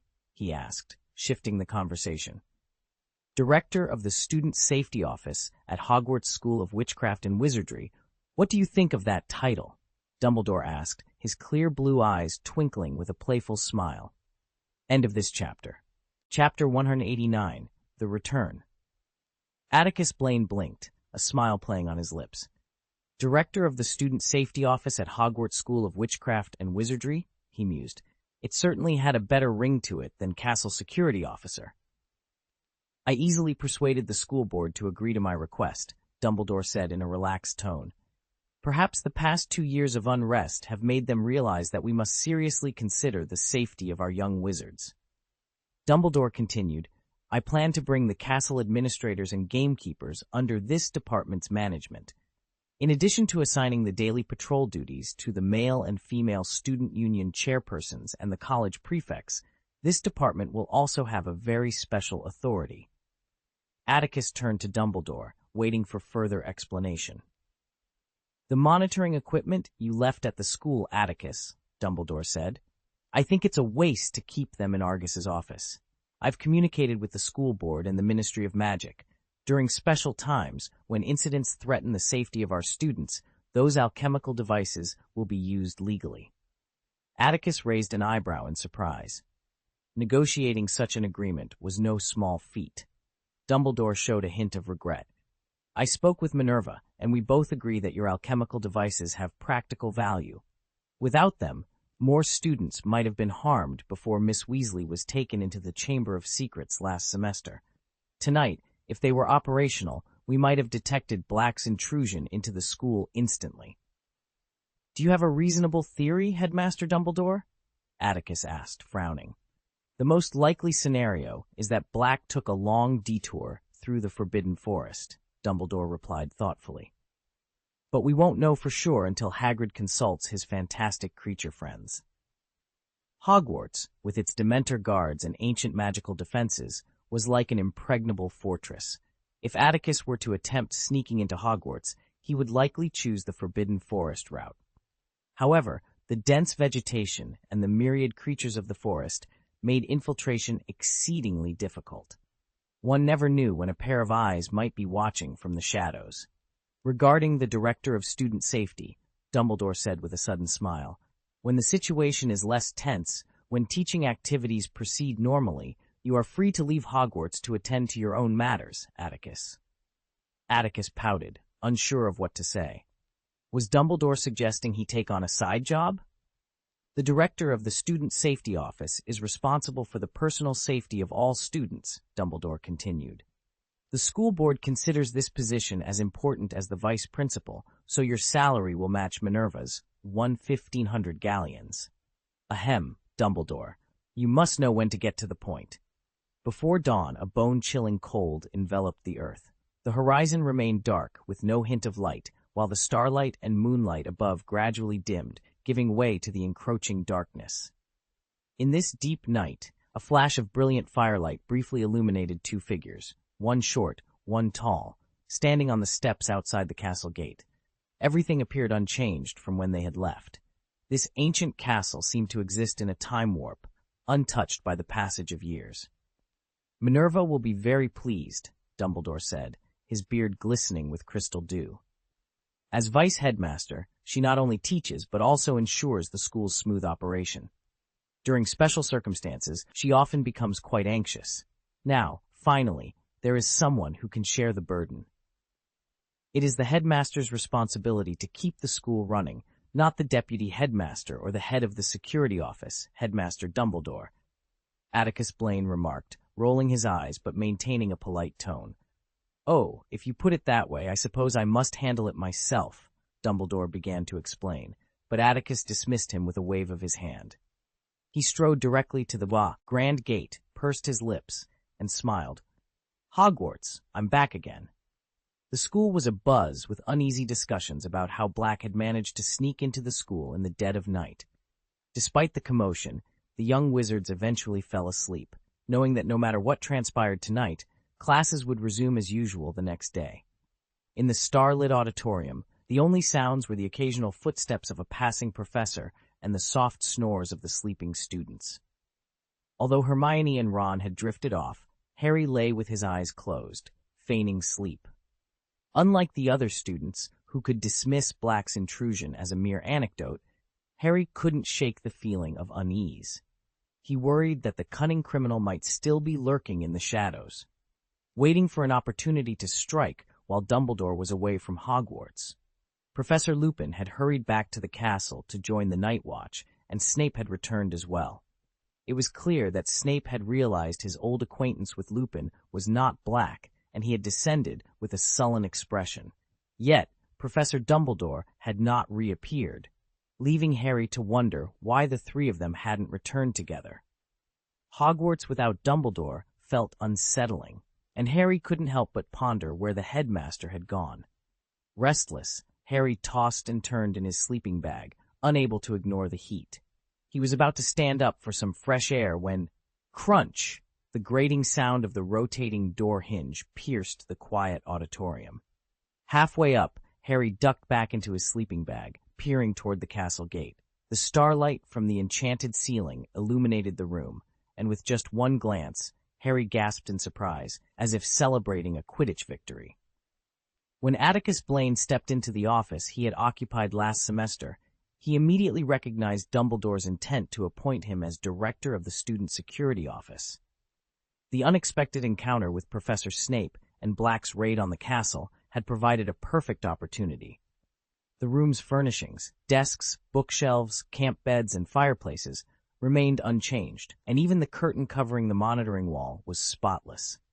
An impromptu meeting was underway in this reactivated office, attended by Atticus, Headmaster Albus Dumbledore, Defense Against the Dark Arts Professor Lupin, Deputy Headmistress Minerva McGonagall, and the castle caretaker, Argus Filch, who had clearly been part of the Student Security Office. "Although I only said this a few months ago," began Professor McGonagall, who had been busy most of the night. Her usually neat bun was now a messy knot at the back of her head, and the fatigue was evident in her eyes. Yet, she managed a smile for Atticus. "I must say it again, Atticus. Welcome back to Hogwarts." "Thank you, Professor McGonagall," Atticus replied, waving his wand to conjure a few chairs. He helped the elderly and overworked professor to sit down, while the older but sprightly Dumbledore cheerfully found a stool for himself. Lupin, looking somber, went to the fireplace shelf to prepare tea for everyone. Meanwhile, Filch faced his new immediate superior with a mix of apprehension and curiosity. Atticus Blaine observed the room with a look of anticipation, unsure of what to do next. "Please have a seat, Argus," he said kindly. "Oh, Mr. Blaine, I can just stand," Filch replied, his voice tinged with nervousness. His eyes were shadowed by heavy bags, and his bulbous nose was red and glistening. Despite his initial reluctance, he couldn't resist the gentle insistence in Atticus's eyes. With a hesitant shuffle, he perched on the edge of a stool, his back rigidly straight. "Now then," Atticus said, seamlessly assuming his role as the leader. He surveyed the room with a calm demeanor. "Who can elaborate on the current situation?" End of this chapter. Chapter 190, The Eve of Dawn. "What is certain is that Black didn't enter from the school grounds, and those Dementors won't be easily fooled by him again," Remus said, rubbing his temples. "It's almost certain he's left Hogwarts. We've searched the entire castle, including the common rooms of the 4 houses, the student dormitories, the hospital wing, the underground corridors, the observatory, the library, and Professor Sprout's greenhouse. No trace of him has been found. Hagrid is currently inquiring with the magical creatures in the Forbidden Forest, but he hasn't returned yet." Atticus Blaine nodded slightly, lost in thought. Suddenly, he remembered Myrtle, who had hidden in the bathroom last year and had seen everything but said nothing. Since the fat lady confirmed it was Black who attacked her, sneaking into Gryffindor Tower, realizing he couldn't enter the common room, and then escaping the castle, it's not a short distance. Even if the students and staff were all celebrating Halloween in the Great Hall, there must have been some portraits and ghosts around. "We confirmed with them," Professor McGonagall said, pursing her lips. "The ghosts were all celebrating Christmas in their own way in the basement, and the portraits were gathered together. They didn't see how Black got in. Peeves, who was kicked out of the ghosts' party for causing trouble, was the first to find the terrified fat lady hiding in a landscape painting on the 5th floor. Anyway, Black picked a good time." "Yes, crafty Black." Filch, who had been silent until now, quickly nodded in agreement. "A good time." Professor McGonagall's offhand remark caused Atticus's brow to furrow slightly, and he muttered under his breath. Dumbledore, who had been sitting quietly with his fingers interlaced over his knee, seemed uninterested in intervening in the conversation. However, when he heard Atticus's muttered words, his expression shifted, and a glint appeared in his eyes. He turned to look at Atticus, and their eyes met, exchanging a silent understanding. "Oh, please," Professor McGonagall's tone was tinged with irritation. "Don't make me guess at a time like this." Atticus coughed awkwardly, organizing his thoughts before speaking slowly. "Just a thought, Professor McGonagall. Did Black specifically choose Halloween to break into Hogwarts, or was it unintentional? If it was unintentional, then his luck is merely coincidental, perhaps muddled by his time in Azkaban. But if he deliberately chose the night of the Halloween feast to enter Hogwarts, Why attempt to break into the Gryffindor common room? He should know that all the students, including Potter, are in the Great Hall, and the dormitories are empty. Atticus's observation left both McGonagall and Lupin momentarily speechless. To be honest, they had overlooked this point. Maybe, Professor McGonagall hesitated, speculating, Black intended to sneak into the student dormitory and wait for the students to return. That's possible, Atticus agreed, his gaze fixed on Remus, who was hidden in the shadows, his brow furrowed. But if that's the case, it means he had no intention of leaving after committing a crime. Is that the choice he made? The secret that the students were unaware of might be common knowledge among the professors. Everyone present knew that among them, only Lupin knew Black best. Sorry, I don't know what Black would do, Lupin said apologetically, his tone somber. I thought I knew him well, but it turns out he's not who I thought he was at all. Discussing betrayal is always unpleasant, and Professor McGonagall's expression softened slightly as the conversation continued. Atticus Blaine comforted Lupin in a low voice and no longer pressed him with his gaze. Let me think about Argus, he said after a moment of contemplation. Turning to Filch, Atticus instructed, ensure that all secret passages leading out of the castle are sealed. We cannot afford such a basic oversight. 4 secret passages were blocked before the school year began, Mr. Blaine. Filch replied, standing abruptly. His tone of respect surprised Atticus, but upon reflection, he understood. Last semester, Atticus had been appointed by the school board as an investigator to look into the Chamber of Secrets incident and had also served as the defense against the dark arts professor. Both roles were temporary, but his position as director of the Student Security Office was permanent. Dumbledore had made it clear that the castle administrator fell under the jurisdiction of the Security Office director. While Filch might be seen as a nuisance within the castle, outside, he held a position many capable wizards envied. As a squib, Filch was naturally anxious not to displease Atticus and risk losing his golden rice bowl. When Atticus mentioned the secret passages, Remus's body trembled slightly. His lowered eyes betrayed an internal struggle, but he remained silent. Dawn was approaching, and the world outside the window was shedding its cloak of darkness. The gray light of the sky was awakening all that slept. All right, Atticus said, moving to the window and opening the sash. The damp morning breeze tousled his hair. Hagrid hasn't returned yet, and I doubt he'll bring good news. I need to reset those panoramic binoculars as soon as possible. Before that, I'll add a looking glass function. Whenever Black attempts to infiltrate the castle again, no matter where he enters, the cameras will capture him, and the telescopes throughout the castle will sound an alarm, alerting the students to evacuate immediately. Atticus's plan was undoubtedly a sound strategy. With no clear path of Black's invasion, the priority was to prevent any further breaches. As dawn broke, Atticus found himself alone in his office. He hadn't slept all night, while others took the opportunity to rest before classes began. Lying on his bed, Atticus closed his eyes, pondering an unanswered question. Did Black's appearance at Hogwarts on Halloween happen by chance, or was it deliberate? Atticus couldn't answer, but his intuition suggested it was no coincidence. Sirius Black and Remus Lupin were significant figures in the unfolding events, and Atticus had a vague sense that both met tragic ends. Perish together? Atticus murmured softly. Could Remus's fate be tied to the curse on the Defense Against the Dark Arts position? If so, I feel a bit guilty. Should I preemptively break his 2 wolf legs? End of this chapter. Chapter 191. On his first day back at Hogwarts, Atticus Blaine decided not to burden himself with too many tasks. He enjoyed a leisurely morning, indulging in a long sleep, and spent the afternoon in his office, tinkering with some gadgets and having a meal. He took a break in the early evening, planning to return the panoramic binoculars, usually gray for most of the year, to their original positions while the students were asleep. However, his plans were disrupted.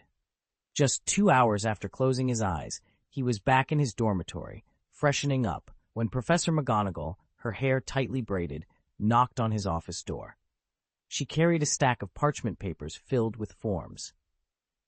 Despite Atticus's sleepy demeanor, Professor McGonagall's tone was brimming with enthusiasm. This stack is the prefect's night watch schedule, submitted by the heads of the male and female student unions, and you need to review it. This one is the November hunting ground and castle maintenance fee approvals from Hagrid and Filch, respectively. Here is Erky's updated list of prohibited items for students, and these are the permission forms for students from 3rd to 7th grade to visit Hogsmeade on weekends. You need to keep a record of these. Oh, and this.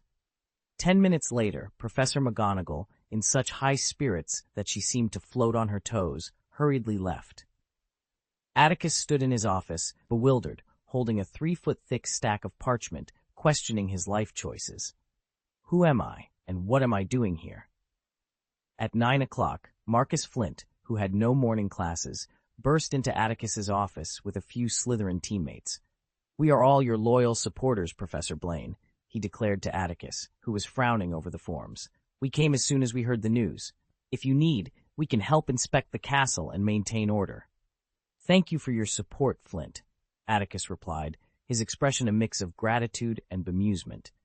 "But I hope you focus on Quidditch and your studies. If I recall correctly, you should have graduated from Hogwarts last semester. By the way, how long has it been since we've had a repeat student here?"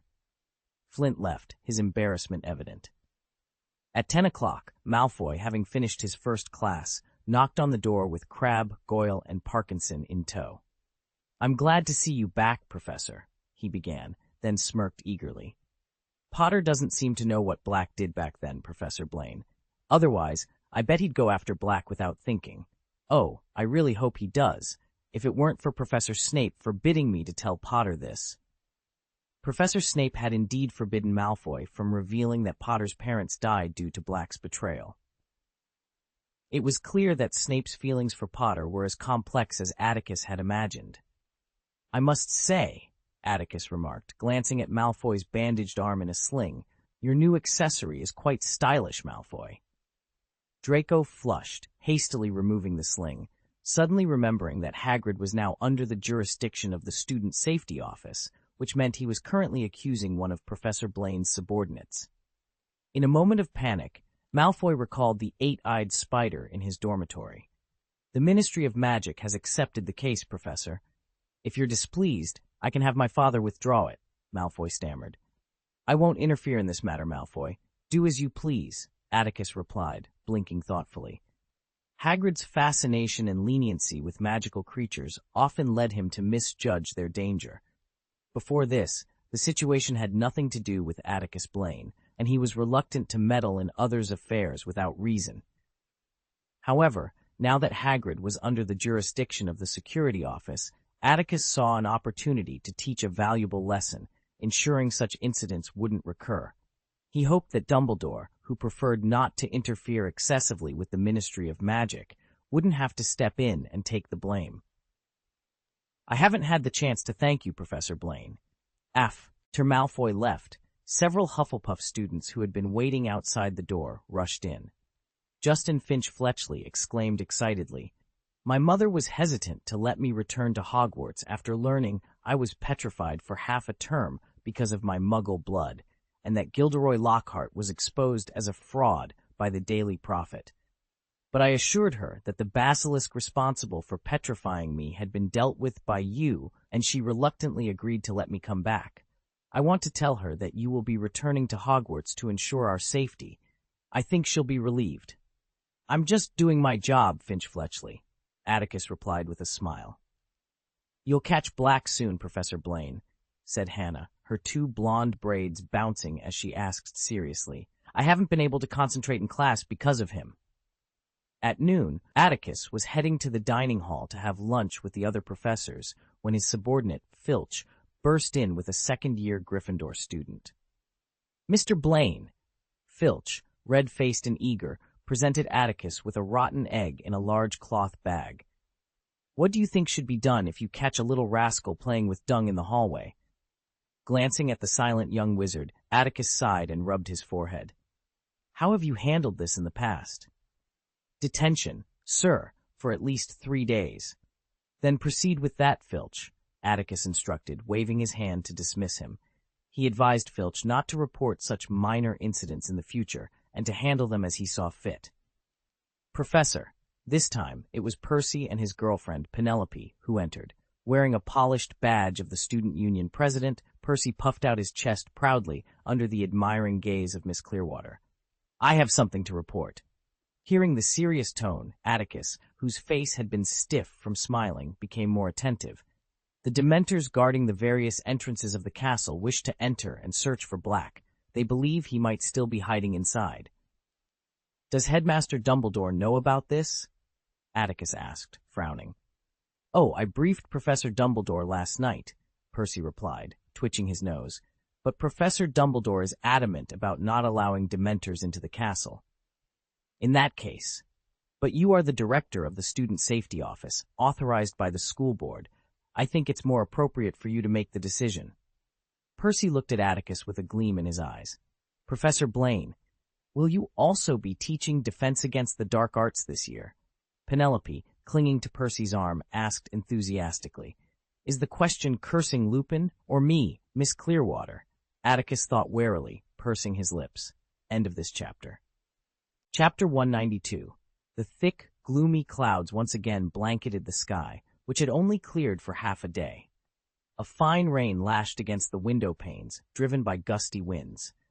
Without the sun's warmth, the temperature in the castle, nestled beside the expansive forest and the vast black lake, plummeted. Although wizards with powerful mana are more resistant to cold and heat than ordinary folk, Atticus Blaine saw no reason to endure the chill. To make the room more comfortable, he rekindled the extinguished fireplace.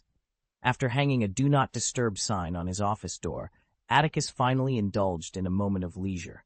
Standing by the window, he gazed out at the stormy world and suddenly recalled the legacy left in his screaming shack. Although those experimental data were concealed by illusion magic, leaving them there felt unsafe. Naturally, his research on the blood curse resurfaced in his mind. Should I ask Dumbledore? A white wizard like him must be very knowledgeable about black magic, Atticus pondered. However, after careful consideration, he decided it was best not to be too conspicuous. After all, his research could be considered quite dark, even among black arts. It was now 3 o'clock in the afternoon, with some time left before dinner. Atticus glanced at the top few parchments on his desk, feeling no inclination to deal with those trivial matters. After some thought, he decided to visit the library to gather more information.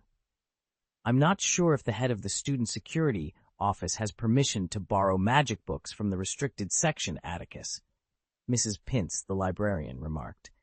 She was a strict and orderly witch who didn't regard Atticus with much favor. She refused his request to borrow books from the restricted section, citing his loss of the professor title. "All right," Atticus muttered, scratching his head and reluctantly handing Toxic Magic back to Mrs. Pince. "I'll check with Headmaster Dumbledore later about my authority, Mrs. Pince." Leaving this comment with a hint of resentment, Atticus departed unsteadily. Initially, he intended to return to his office to wait for dinner, but as he passed through the corridor, he realized he hadn't seen Professor Snape that day. Concerned about Snape's mental health, Atticus made a quick decision and hastened his steps towards Slytherin's basement. Knocking on Professor Snape's office door, Atticus entered and immediately detected a faint whiff of poisonous gas in the stale air.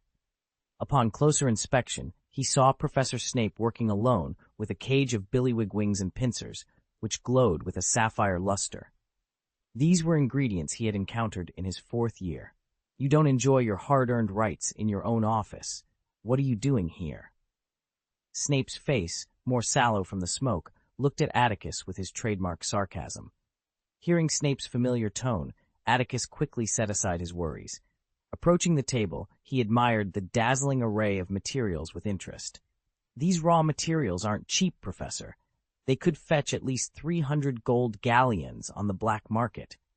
Your salary, compared to Minerva's, is higher than mine, Atticus," Snape replied lazily. "That's different, Professor." Atticus shook his head regretfully.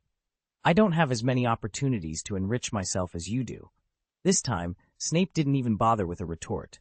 A wizard like Atticus, if he chose to display his talents, would find many eager to fill his pockets with galleons, yet he never pursued such opportunities. Atticus Blaine had always been flamboyant. Snape knew this kid's style well. Rather than saying Atticus adhered strictly to principles, it was more accurate to say he viewed making money as a form of leisure, a kind of fun. "Wait a moment," Snape called out as Atticus was about to leave, having not been disheartened by their earlier conversation. Atticus paused at the door, ready to close it behind him, when Snape lazily remarked, "That werewolf has a defense against the dark arts class for the years this Friday. Perhaps you could assist him." Atticus's expression darkened. "Miss Clearwater, has your mouth been opened by something?" he muttered under his breath. "This kind of opportunity to realize your dream is rare, Professor. Do you really want to give it up?" With a resounding thud, the office door closed automatically, leaving Atticus standing outside, his face still clouded with irritation. During the school day, every faculty member in the castle was busy.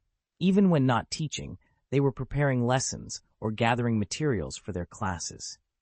To avoid the appearance of idleness, Atticus had no choice but to slowly make his way back to his office. As he ascended to the third floor and rounded a corner, Atticus noticed two young wizards standing hesitantly in front of his office door. They seemed unsure about knocking, deterred by the "Do Not Disturb" sign hanging there.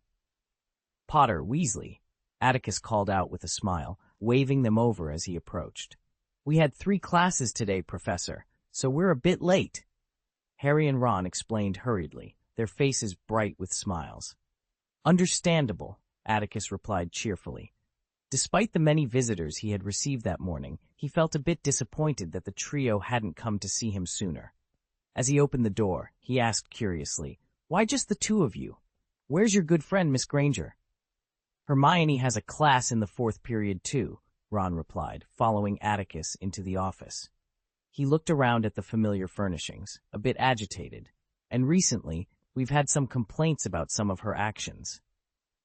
Atticus walked to the fireplace and prepared 2 cups of tea for Harry and Ron. Hearing Ron's comment, he smiled nonchalantly. It was common for young wizards at their age to have sharp and unrestrained personalities, and occasional conflicts were normal. "Can you tell me what happened?" he asked casually, directing them to sit down as he returned to his desk. After a flurry of explanations, Atticus finally understood the situation. No wonder Crookshanks had been absent from the castle recently, often running towards him. It all made sense now. Ron, who had hoped Professor Blaine would reprimand Hermione for her disregard for Scabr's well-being, felt a twinge of disappointment when he realized the professor had no intention of intervening.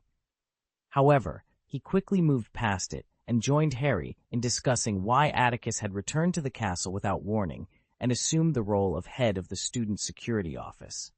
"We've only heard rumors, Professor," Harry said cheerfully, now feeling secure with Atticus back in the castle. "Professor Dumbledore seems dissatisfied with the frequent incidents that could harm students, so he's planning to take some measures. But we haven't figured out what he's going to do." "I can assure you, Mr. Potter," Atticus replied with a hint of amusement, "if you were to drop out of school now, there would never be any strange occurrences." Events at Hogwarts. Atticus Blaine smiled calmly. "Are you planning to reactivate those alchemical devices, Professor?" When it was Ron's turn to share his thoughts, he glanced at the dark screen on the opposite wall with a hint of awe. Noticing the slightly surprised expression in Professor Blaine's eyes, he quickly added, "This is Fred and George's theory, Professor Blaine. You might not be fully aware, but they've always been fascinated by your actions." End of this chapter. Chapter 193, The Escaped Mouse. Sirius Black had shattered the festive spirit of Halloween by sneaking into the castle, leaving the young wizards in a state of panic that would linger for some time. However, Professor Atticus Blaine, the head of the Student Safety Office, returned to Hogwarts with remarkable speed, once again rescuing the students from their fears. The warm atmosphere in the Great Hall today was no less vibrant than the day before.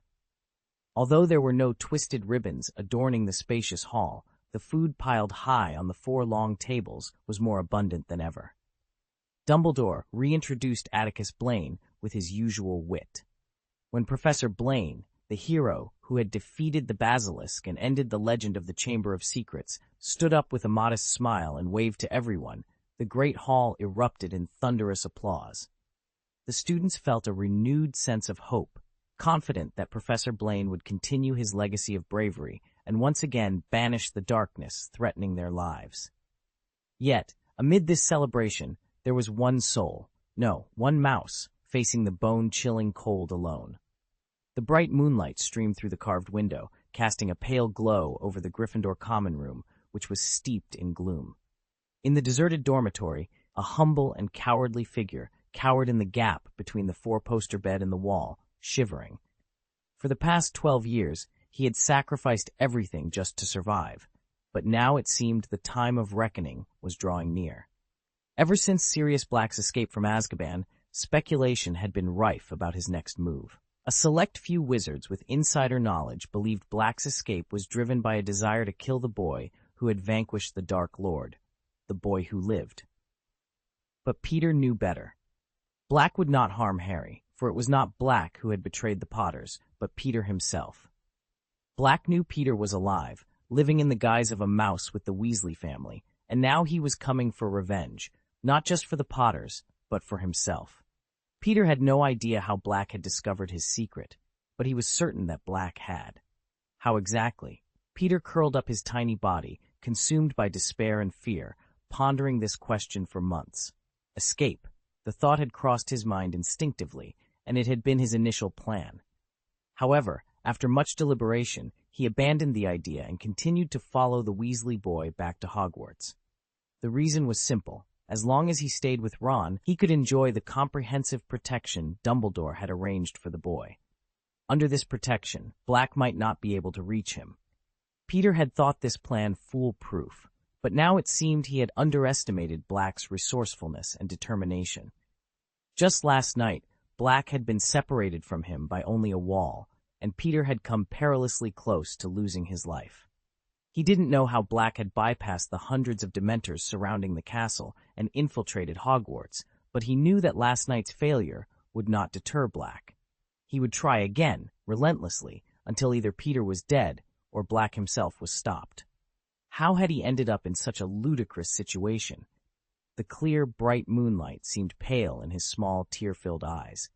Even now, Peter couldn't comprehend how someone so powerful that his name couldn't be spoken had been defeated by a mere baby. He couldn't understand why, after careful consideration, he had chosen the stronger side, only to find himself in this predicament. It felt as though everything had come full circle, back to the time when he had first entered Hogwarts. In the auditorium, the golden candlelight flickered over a short, thin boy as he trembled his way toward the Sorting Hat, as if cloaked in a facade of bravery. What? Even now, Atticus Blaine vividly recalls the despair that washed over him like ashes when the tattered Sorting Hat sighed regretfully. "Please," the young Atticus pleaded humbly. He was terrified, as he had been for as long as he could remember. Lacking courage, intelligence, and any remarkable magical talent, he feared failure in everything he attempted. He dreaded the thought of being sent home by the Hat, only to face his mother's disappointed gaze once more. "You are not a brave child.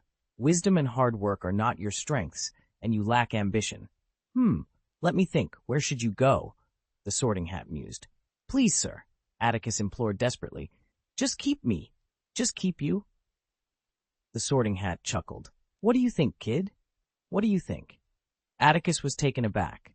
For years, no one had cared about his thoughts, overshadowed by the legendary tales of his mother, who had thrived in Gryffindor, and his father, who had died heroically. "I want to go to Gryffindor," Atticus murmured, lost in thought. Countless nights, he had fallen asleep to stories of his father's bravery and fearlessness, and he could still recall his mother's pride when she spoke of courage. He longed for his mother to be proud of him, too. It was the purpose of his life. "To Gryffindor?" The Sorting Hat's voice turned peculiar. "You wish to go to Gryffindor? Well, in my opinion, Hufflepuff might help you escape the quagmire in your heart, but since you've made your choice, I hope that in the long life ahead, you find the courage hidden within you." It was one of the few beautiful moments in his life. When the Sorting Hat announced his choice with a booming voice, he imagined seeing his mother's proud eyes for the first time. But reality was harsh. As the Sorting Hat had predicted, he was not a brave boy. The House of Courage did not awaken his inner bravery. Instead, it made him more timid. Pain followed. Everyone around seemed to look at him with strange eyes. "I can't do this anymore," young Atticus told himself. He needed someone to protect him. Atticus quickly identified his targets: James Potter and Sirius Black, the best among his classmates, always shining wherever they went. He had chosen wisely. Secretly, Atticus congratulated himself. By accepting their orders and jokes, he became their friend and gained their protection. No one could bully him at school. Even when a werewolf, the repulsive werewolf, joined their group, Atticus tolerated him as long as he didn't lose this protection. As time passed, Atticus once asked himself if he had found the courage the Sorting Hat had mentioned. No, he hadn't, but it no longer mattered. He had discovered a way to live in the envious eyes of others. By becoming a vassal, a follower of the strong, even if it meant servitude, he could bask in their glow. Though it was an illusion, it was still radiant and enviable. After graduation, in the broader world, those who once shone brightly had dimmed, struggling to protect even themselves. Only stronger individuals could continue to shield him. As he bowed before the laughing Dark Lord, Atticus thought with satisfaction. End of this chapter. Chapter 194, The Escaped Mouse. On one side stands the Dark Lord, whose reign of terror has plunged the wizarding world into chaos for decades. On the other, there is Albus Dumbledore, now aging and seemingly powerless within the confines of Hogwarts. Which of these two titans is stronger? The answer seems obvious to Peter, who is thrilled by his own cunning. He envisions a future where he is admired by all, a future far more illustrious than that of his father, who died a hero. But how could it be? How could the all-powerful Dark Lord be defeated by a mere infant, unable even to walk? Peter has no time to ponder such mysteries. He must flee quickly to avoid the same fate as his father, who left behind orphans and widows, and whose memory is now tarnished. Sirius Black has returned from the depths of despair to exact his revenge, and this time no one can protect Peter. What should he do? Return to the Dark Lord? Rumor has it that the Dark Lord is not dead, but is instead hiding, clinging to life in the forests of Albania. But what good would it do to return to someone so weakened? There is no time to hesitate. A decision must be made swiftly. Black has somehow managed to bypass the ancient magic and Dementors guarding Hogwarts, infiltrating the castle with ease. These fearless and talented individuals seem capable of anything. Black will undoubtedly continue his attempts to kill Peter. The boy who remains with the Weasleys is no longer safe, not just because of Black, but because another wizard, far more terrifying, has returned to the castle. Atticus Blaine, another wizard of incredible talent. Through the Weasley boy, Peter has gleaned valuable information about this young wizard. Earlier in the year, he learned from 3 young wizards about the events in the Chamber of Secrets. Atticus Blaine had effortlessly defeated a basilisk that had survived since the era of Slytherin and had vanquished the Dark Lord who had haunted his school days. At that moment, Peter realized that Atticus Blaine was a wizard whose power could one day rival that of the Dark Lord and Albus Dumbledore at their peaks. Dumbledore had recalled Atticus Blaine to Hogwarts to serve as the head of the Student Security Office. His primary task was to capture Sirius Black. Peter was uncertain whether Atticus Blaine would succeed in capturing Black, but if he did, it would complicate matters further. The presence of Atticus Blaine only heightened the danger. Peter hoped that Black would meet his end at the hands of the Dementors or the magical law enforcement. This would be the best outcome, as neither would listen to any of Black's pleas. They would kill him on sight and relent only upon his death. However, if Black were to fall into the hands of Atticus Blaine, Peter knew that his former friend was an extraordinary wizard. Yet even he would be powerless against a wizard as formidable as the Dark Lord or a young Albus Dumbledore. Atticus Blaine would not kill Black. He was loyal to Dumbledore and would hand Black over to him. This would spell disaster for Peter. Dumbledore would undoubtedly uncover the truth behind Black's supposed betrayal of the Potters, and everything would be revealed. The life Peter had painstakingly preserved by betraying his friends and living as a rat for 12 years would be lost. Along with it, the only legacy he could leave his mother, her son, a hero like her husband, would vanish. He had feigned death before, and now he must do so again. But he cannot leave Hogwarts. Only by staying can he keep abreast of Black's fate. As long as Black does not fall into the hands of Atticus Blaine and Dumbledore, Peter still has a chance to return to the Weasley boy. Continue to wait. If the Dark Lord is truly vanquished, those truly malevolent lunatics imprisoned in Azkaban will have no chance to rise again. They might find a secluded place to live out their days, or, should the Dark Lord return, they could capture Harry Potter and present him to the Dark Lord. Either way, they could survive.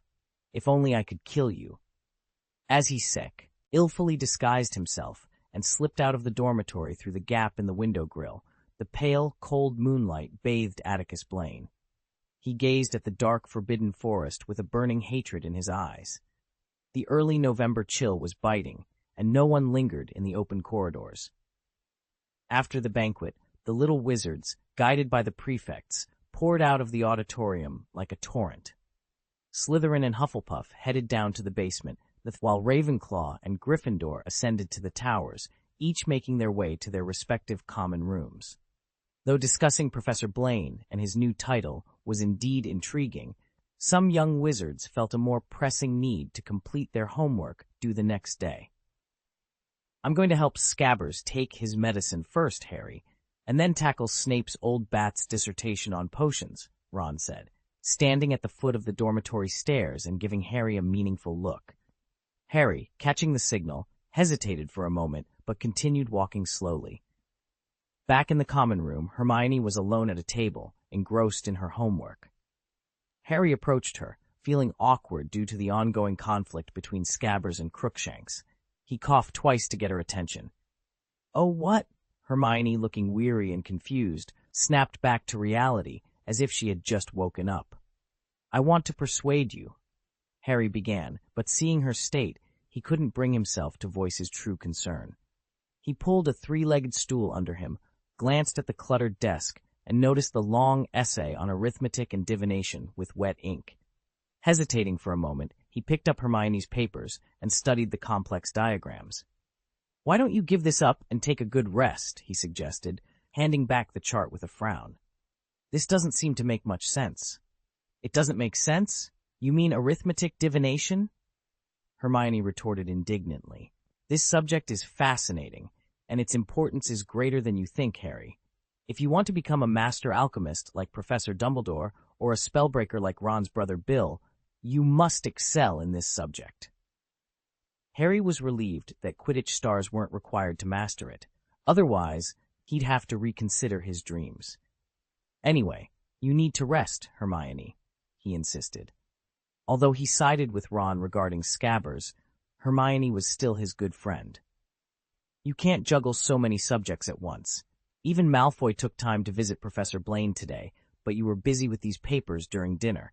If you can't bear to give up arithmetic divination, maybe dropping Professor Bubbagee's Muggle studies would be a good choice, considering you grew up in a Muggle family." "You don't understand, Harry." Hermione shook her head stubbornly. "I find Professor Bubbagee's class fascinating. I never imagined studying Muggles from a wizard's perspective could be so intriguing." What was so captivating about Professor Bubbagee's Muggle Studies class, Harry would probably never know, because at that moment, a choked scream echoed from the boys' dormitory stairs, drawing the attention of the entire common room to Ron, who was dragging a sheet behind him. "Now! You're happy!"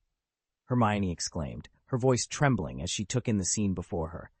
The blood-stained sheet lay ominously on the floor, and Ron stood nearby, holding a tuft of ginger cat fur with a bewildered expression. Overwhelmed by confusion and fear, Hermione began to tremble uncontrollably. End of this chapter. Chapter 195, The Time Converter. As dawn broke over Hogwarts School of Witchcraft and Wizardry, Atticus Blaine, with the assistance of Filch and Lupin, finally managed to reinstall the modified panoramic binoculars. The school once again lay before him in vivid detail.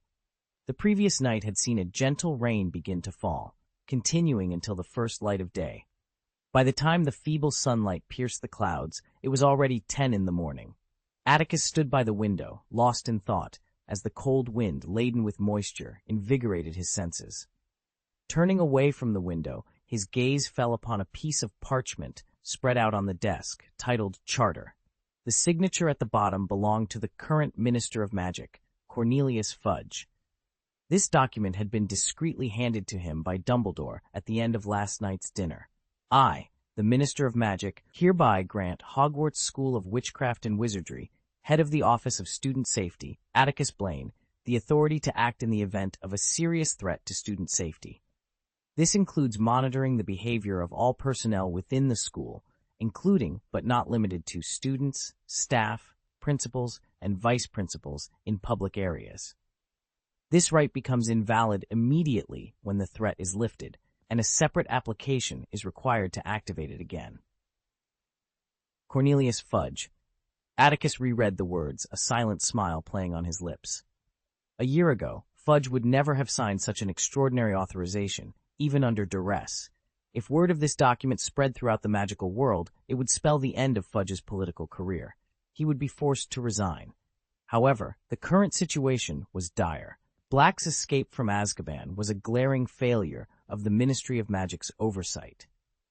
If Black remained at large, or if anyone, inside or outside the school, was harmed by him, Fudge's fate would be sealed. One of the reasons Fudge was willing to grant this authorization was Atticus Blaine himself. Atticus had earned Fudge's favor by assisting Harry Potter from donating the basilisk in the first half of the year to looking after Harry during the summer vacation. Sipping a cup of steaming bitter tea, Atticus perched on the edge of his desk, his eyes scanning the vibrant images on hundreds of screens. It was the first class of the morning, and the castle was eerily quiet, with few people in sight. In the revolving tower, Dumbledore, who had also been up most of the night, descended the stairs in starry-patterned pajamas to fetch hot chocolate, wary of the KPI assessment. Meanwhile, Filch, accompanied by his loyal Mrs. Norris, patrolled the corridors with determination, seeking out any students breaking school rules.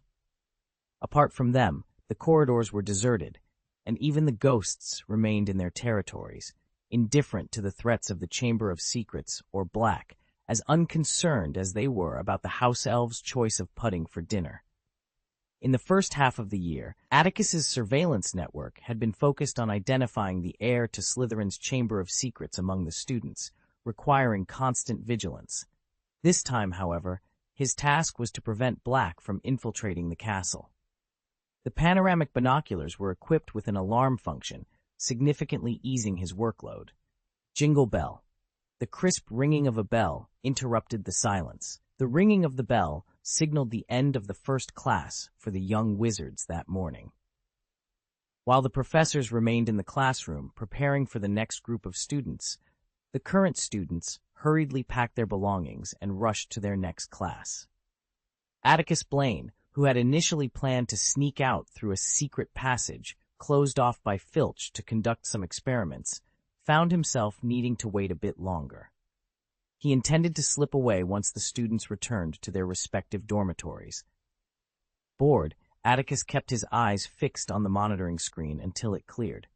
Just as he was about to leave, something peculiar caught his attention, causing him to pause. The first class for the third-year Gryffindors that morning was Charms with Hufflepuff, followed by Transfiguration with Slytherin. Atticus watched as Harry and Ron hurried into the classroom, trailed by Malfoy, Crabbe, Goyle, and Daphne. Hermione, however, lingered behind, appearing somewhat distracted as she entered the classroom. Yet, as Hermione stepped into the Transfiguration classroom, another Hermione Granger suddenly appeared at the corner of a corridor on a different floor, heading towards Professor Babling's Ancient Runes class. "What's going on?"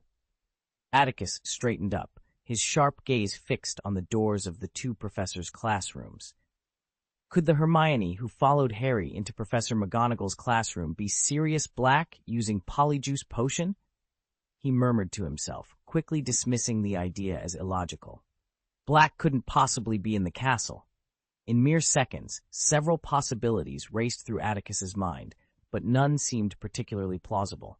Narrowing his eyes, he swiftly approached the monitor. With a wave of his wand, the image on the screen began to rewind, as if time itself was reversing. Not two Hermiones, but three. Another Hermione Granger was seen entering Professor Vector's arithmancy and divination classroom with the bustling crowd. Atticus stared at the three Hermiones appearing at the doors of the professor's classrooms almost simultaneously. He remained silent, his eyes narrowing further, a solemn light shining in his lavender pupils. Time ticked by, and Atticus abandoned his plan to visit the shrieking shack to study the blood curse. He tapped the table impatiently with his fingers, his focus solely on the classroom doors where Hermione was present. Ah, so that's it. A memory, long sealed away in Malfoy's dormitory, resurfaced in Atticus's mind. Every image and conversation from that memory flashed vividly before him. Atticus had never forgotten its contents, merely tried to avoid them.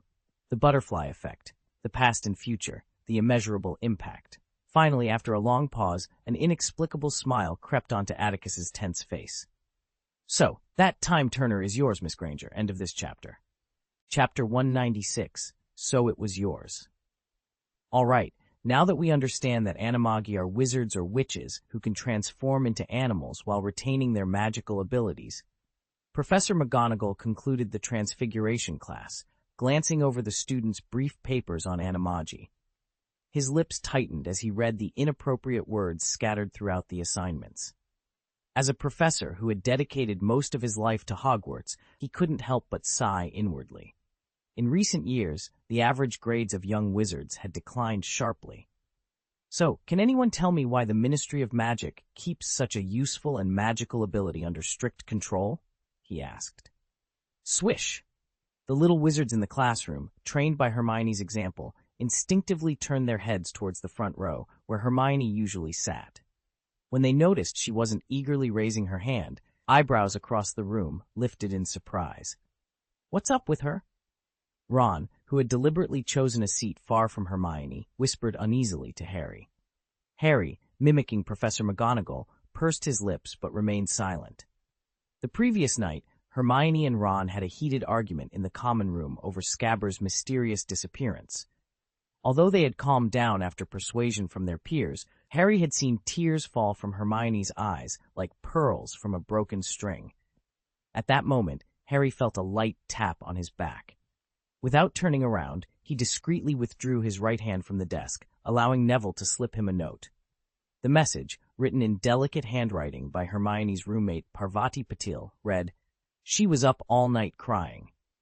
Harry's heart grew heavy as he read the note. He quickly scribbled a response. "We should talk to Hermione after class." He passed it to Ron, who was feigning indifference but was clearly impatient. Ron hesitated after reading the note, but the memory of Scabbers' tragic fate hardened his resolve. "Never, unless she apologizes first," he wrote back. Professor McGonagall, noticing the unusual silence, frowned and stepped off the podium. "You haven't shown such admirable coordination in my class before," he remarked, puzzled. Malfoy, sitting at the back, was equally perplexed by Hermione's uncharacteristic behavior. He glanced towards Harry, but Pansy Parkinson, seated beside him, unexpectedly raised her hand. "Miss Parkinson?" Professor McGonagall called out, surprised. "All right, you may answer the question." "The requirements to become an animagus are very strict," Parkinson replied in a high-pitched voice. "The process takes months, and any mistake means starting over. It can take years and drive wizards mad, which is why the Ministry of Magic strictly controls this ability." Her answer was precise, and even Professor McGonagall couldn't find fault with it. Just as he was about to award 5 points to Slytherin House, Parkinson stood up, pointing at Hermione with a contemptuous smile. "Professor McGonagall, I found Hermione Granger sleeping in your class," she announced loudly. Hermione, burdened by the day's lessons, Scabbers' tragic death, and the decisive... Ron was taken aback when she suddenly heard someone call her name. In an instant, she jolted awake. Driven by instinct, she pushed herself away from the chair, her red and swollen eyes barely focusing on the frowning Professor McGonagall. "Sorry, Professor. I didn't catch your question," she stammered. The classroom fell silent for a moment before the Slytherin side erupted with the sound of shaking tables and chairs, accompanied by fierce laughter. "Don't worry, Miss Granger," Professor McGonagall said, glaring at Parkinson, who was slapping the table in amusement. She quickly approached Hermione, gently holding her arm, and inspected Hermione's tired, goldfish-like eyes with concern. "It seems you're severely deprived of rest, Miss Granger?" Hermione, embarrassed by the ridicule, shuddered at Professor McGonagall's worried inquiry. Her red and swollen eyes widened, and her voice was full of pleading. "No, Professor, I just had a nightmare last night. That's all." "All right," Professor McGonagall replied, recognizing the obvious excuse. However, seeing the pleading and determination in Hermione's eyes, she softened. After a moment of hesitation, she said firmly, "I think you need to visit Madame Pomfrey. She has some remedies that can help you regain your energy. Miss Granger, there's nothing more for you in this class. You may go now."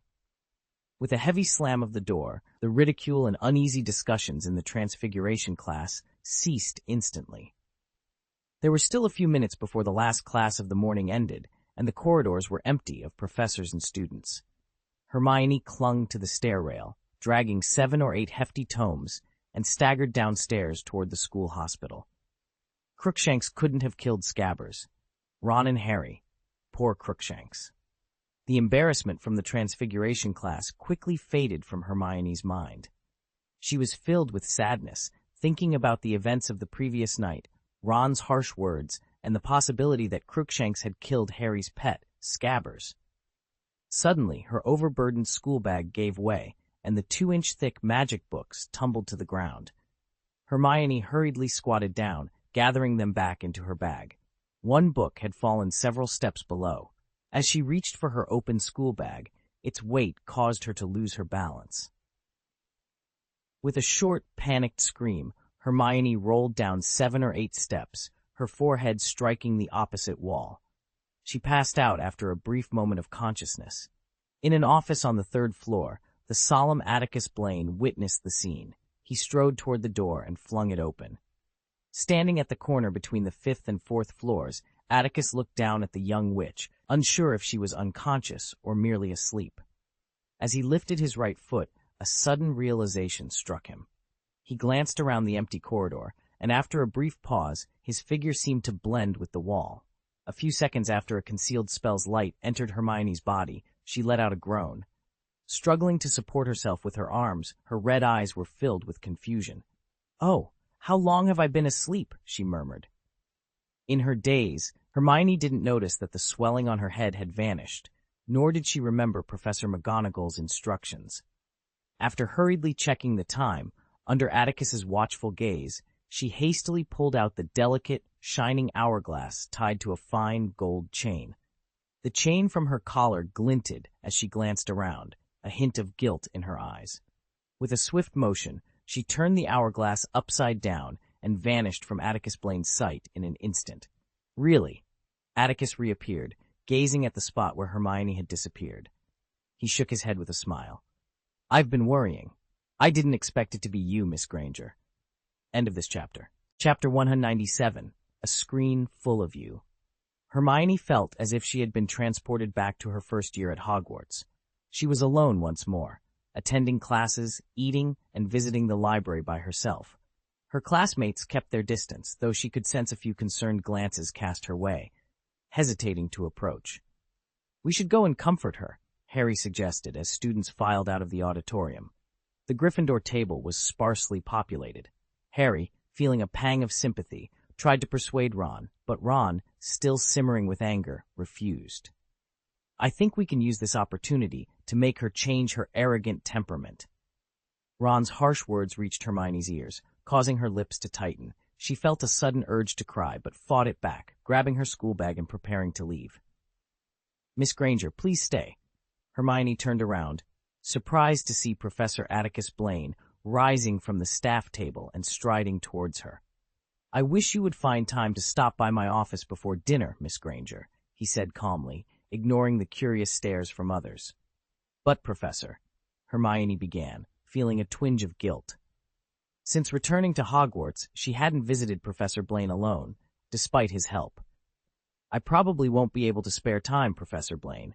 I have 2 classes in the afternoon. During dinner, I need to finish my thesis on the history of magic. In the evening, I have Professor Sinistra's astronomical observation." Professor Blaine raised an eyebrow, slightly troubled by Hermione's straightforwardness and stubbornness. "Since this is the case," he said in a decisive tone, "come with me now, Miss Granger." As Hermione left with Professor Blaine, Ron muttered impatiently, "Professor Blaine knows about Hermione's troublesome cat. Could he be persuading her to get rid of it?" "I don't think that's likely, Ron," Harry replied, a bit exasperated. "Professor Blaine wouldn't make a fuss just because a cat ate a mouse." "Professor," Hermione began as they entered his office. The sky outside was a dreary gray, and on the damp lawn, Mrs. Hooch was teaching Ravenclaw's first-year students how to sit steadily on broomsticks. Professor Blaine rummaged through his robes, producing a bottle of light green potion. He poured a few drops into a teacup, added boiling tea, and handed it to Hermione, who looked at him with puzzled eyes before taking a seat behind his desk.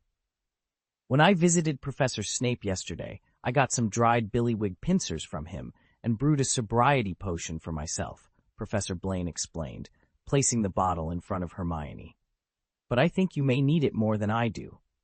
"Oh, thank you, Professor," Hermione said, her voice filled with emotion as she bit her lip. Professor Blaine waved his hand casually, signaling Hermione to drink the potion. The office fell into a contemplative silence, broken only by the cold wind rustling through the window grills, stirring their robes. "Yesterday afternoon," Professor Blaine began, his gaze fixed on the rippling surface of the Black Lake.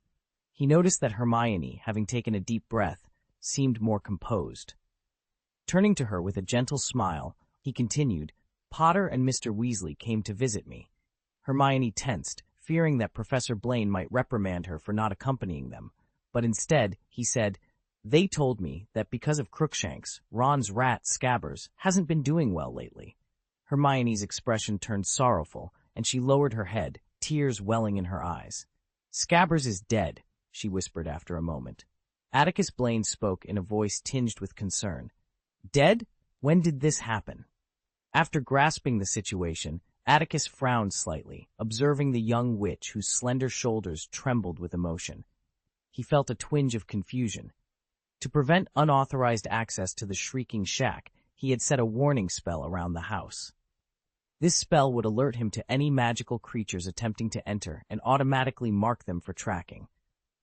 The purpose was to ensure that if anyone accidentally stumbled upon something they shouldn't, he could find them quickly and erase their memory. Reflecting on the previous night in the dining hall, Atticus recalled that the vigilance spell indicated Crookshanks couldn't have had enough time to commit the act. "It's not always a cat that catches a mouse. Could an owl have slipped in through the window?" he suggested. "But Ron found Crookshanks' hair on his bed," Hermione replied, relieved that Professor Blaine didn't immediately blame Crookshanks, yet she couldn't fully accept his theory. "Well, in that case," Atticus mused, resting his elbow on the armrest and propping his chin with his palm, "did you attempt to use the time-turner to go back?" "No, Professor," Hermione responded, her mind racing after taking a sip of a sobering potion. "It's against the rules, Professor Blaine. Professor McGonagall warned me sternly when she gave it to me not to use it for anything else." As she spoke, Hermione suddenly realized the implications of her words. She stared at the smiling Professor Blaine with wide, startled eyes. The silence stretched for a moment. Then, with a clang, Hermione leapt from her stool, stumbling back a few steps. "Professor Blaine, you know, but how? This is supposed to be a secret. I didn't even tell Harry and Ron. Professor McGonagall wouldn't have told you." "Hey, don't worry, Miss Granger." Atticus reassured her with a light-hearted tone. "I have no intention of sending you to Azkaban." "But," Hermione's confusion persisted, "how did you know if Professor McGonagall didn't tell you?"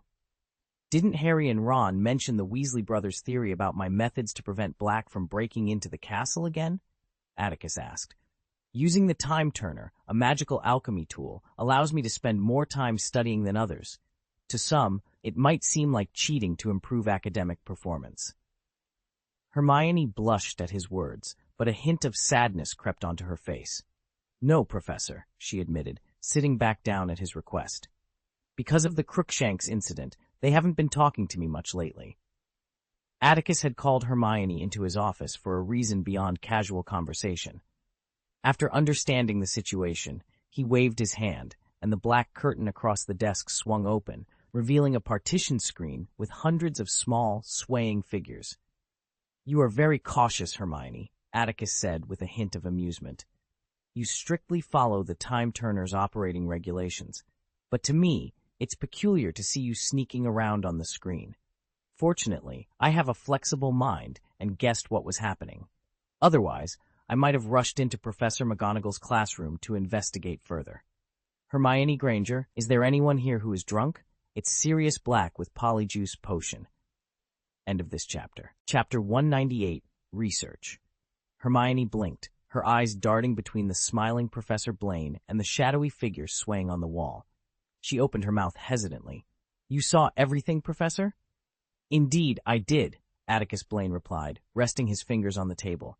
His eyes shone with intensity as he spoke in a deep voice, his demeanor eerily reminiscent of Dumbledore, who often remained secluded in his office. I noticed something peculiar when you entered the Transfiguration classroom. Initially, I suspected it was Black, and I almost rushed into Professor Babbling's classroom, which is closest to this office, to find you. I was ready to alert Professor McGonagall and Professor Vector. Fortunately, I restrained myself just in time. Had I acted rashly, the consequences could have been dire. You might have been trapped in a time loop, unable to escape. Hermione, visibly shaken, listened as Atticus sighed and continued. Last semester, when you attempted to enroll in every elective, I warned you, Hermione. Human energy is finite. Even I, or Headmaster Dumbledore, cannot manage everything. With your intelligence, you should have anticipated that Fred and George would suspect I might restart the monitoring. But with so many subjects, your mind became clouded. You should have informed me beforehand. As Professor Blaine spoke, Hermione felt a cold sweat break out. She didn't need anyone to remind her of the dangers of being caught in a time loop. Many wizards had tried to alter events with a time turner, only to meet tragic ends by encountering their past selves and inadvertently causing their own demise. I can't do it, Professor, Hermione cried, her face distraught. Harry tried to convince me to drop some courses, but I couldn't resist the allure of new knowledge, and Ron's brother, Percy, used to manage it all. I thought I could too. Tears fell into the light green tea in her hands, creating ripples. I just wanted to prove myself, Professor. Convincing a sensitive, emotionally charged adolescent witch was no easy task, but Atticus remained patient, comforting her gently. After half an hour, Hermione gradually calmed down, wiping her eyes. Thank you, Professor. I feel better, she said softly. As I mentioned, Hermione, even Merlin couldn't cook as well as a humble house elf. We must make choices, Atticus said, relieved. Yet he noticed the determination in Hermione's eyes, realizing she likely wouldn't drop any courses. I need something from you, Hermione. For the resolute Hermione, Atticus felt a bit helpless. He sipped his tea, his tone softening. I need you to provide me with a copy of your class schedule. Seeing Hermione's puzzled expression, Atticus explained, while today's incident didn't have severe consequences, similar misunderstandings could occur in the future. I need to ensure that the Hermione appearing on the monitoring screen is truly you and not an imposter. This was a reasonable request, and Hermione had no grounds to refuse. Also, one more thing, Hermione. After duplicating her class schedule with a tap of his wand, Atticus noticed the thin gold chain faintly visible around her neck. Atticus Blaine observed Hermione's time turner with great interest. This is a completely personal request, Hermione. Time turners are strictly controlled by the Ministry of Magic. In truth, I've never seen one before, so I'm not sure if it's suitable. Hermione blinked at Professor Blaine, who wore a curious expression. Suddenly, a slight smile appeared on her lips as she realized that Professor Blaine's intention in calling her over might not have been solely to comfort and lecture her. Perhaps his real motive was to see the time turner. Oh, no problem, Professor, Hermione replied. Although Professor McGonagall had expressly forbidden her from showing the time turner to others, Professor Blaine had already deduced its existence. She carefully removed the thin golden chain from around her neck, though she fumbled slightly as a few strands of her curly brown hair got caught, causing over a brief, sharp pain. This thing. Atticus Blaine carefully held the delicate little hourglass, which shimmered with light. He squinted, trying to peer into the slightly hazy space inside the hourglass, aided by the few faint rays of sunlight that managed to pierce through the clouds. The power of time was a mystery to him. Before entering Hogwarts earlier that year, Atticus knew nothing about this power. However, after his experiences on Avalon Island, he had gained some understanding of its chaotic nature. In the magical world, the possession of time-turners is heavily regulated. Based on thousands of years of experience, the Ministry of Magic has enacted numerous laws and imposes strict penalties for their misuse. According to Atticus's knowledge, all time-turners are considered public property, and private ownership is prohibited. Only in special circumstances can one apply to the ministry for permission to use one. As for the manufacturing process, even the ministry has not mastered it, though it is rumored that a certain pureblood family who invented the device still retains some knowledge. "How far back in time can it take you?" Atticus asked, turning the small hourglass over in his hands with great interest. 12 hours at most, Professor Blaine," Hermione replied, watching him nervously as he twirled the hourglass on his fingertips, fearing he might accidentally activate it. "That's what Professor McGonagall told me when she gave it to me, but I haven't tried it. So far, I've only gone back 2 hours at most." Hearing this, Atticus's forehead creased slightly, his eyes deepening in thought. His fingers paused momentarily before he nodded, seemingly lost in contemplation. In a conversational tone, he asked, "The book I gave you earlier, Hermione, are you still reading it?" "Oh." Hermione's cheeks flushed red, and she stared at the cracks in the bricks. Embarrassed, she stammered, "I'm sorry, Professor. That book contains a lot of knowledge that's covered in Newt-level spell courses. I, studied it during the summer, but since school started—" "Don't worry, Hermione," Atticus reassured her with a gentle smile. "I don't expect you to memorize it. I just hope it will be useful to you at some point in the future." He handed the small hourglass and a vial of waking potion back to Hermione, gesturing for her to leave. "Oh yes, one more thing." As Hermione, grateful, was about to step out of the office, Atticus suddenly remembered something and called her back. "Professor Lupin's Defense Against the Dark Arts class. What have you learned? We've covered Boggarts, Redcaps, Kappas, and Grindylows, Professor." Hermione replied, regaining her composure. Hermione, driven by instinct, asked loudly, "Professor, should we learn about Hinkpunk next?" Professor Atticus Blaine, slightly taken aback, responded, "Oh, Hinkpunk, yes, I see." What a delightful coincidence, Atticus thought with a smile. He waved his hand and gently closed the door. End of this chapter. Chapter 199. It's back. Once a year, the Quidditch competition that captivates the hearts of all teachers and students at Hogwarts is finally about to begin. Whether it's the notorious Black who escaped from Azkaban or Atticus Blaine, who has returned to Hogwarts to serve as the head of student security, everyone must pause for this thrilling event. Since Slytherin's controversial victory last school year, the entire Gryffindor team, including Harry, has been eager for redemption. Especially Oliver Wood, who is set to graduate this year. If the devil truly existed, Wood would not hesitate to sell his soul for this year's House Cup championship. "Listen, Harry." On the morning of the game, the wind howled, and the rain poured down relentlessly, filling the dark corridors with puddles. Filch, the castle caretaker, was frantically clearing the waterways, while Peeves, the most troublesome poltergeist, delighted in causing chaos. He zipped through the corridors with a shrill laugh, tossing water-filled balloons everywhere. Filch, exasperated, shouted and cursed, finally threatening Peeves with a visit from Professor Blaine if he continued his antics, which managed to subdue the mischievous spirit. "It's about time, Harry." Wood intercepted Harry in the stormy corridor for the third time that day. His booming voice cut through the raging wind and rain. "Forget about those cowardly and despicable Slytherins and focus on the Hufflepuffs. Their new captain, Diggory, is quick.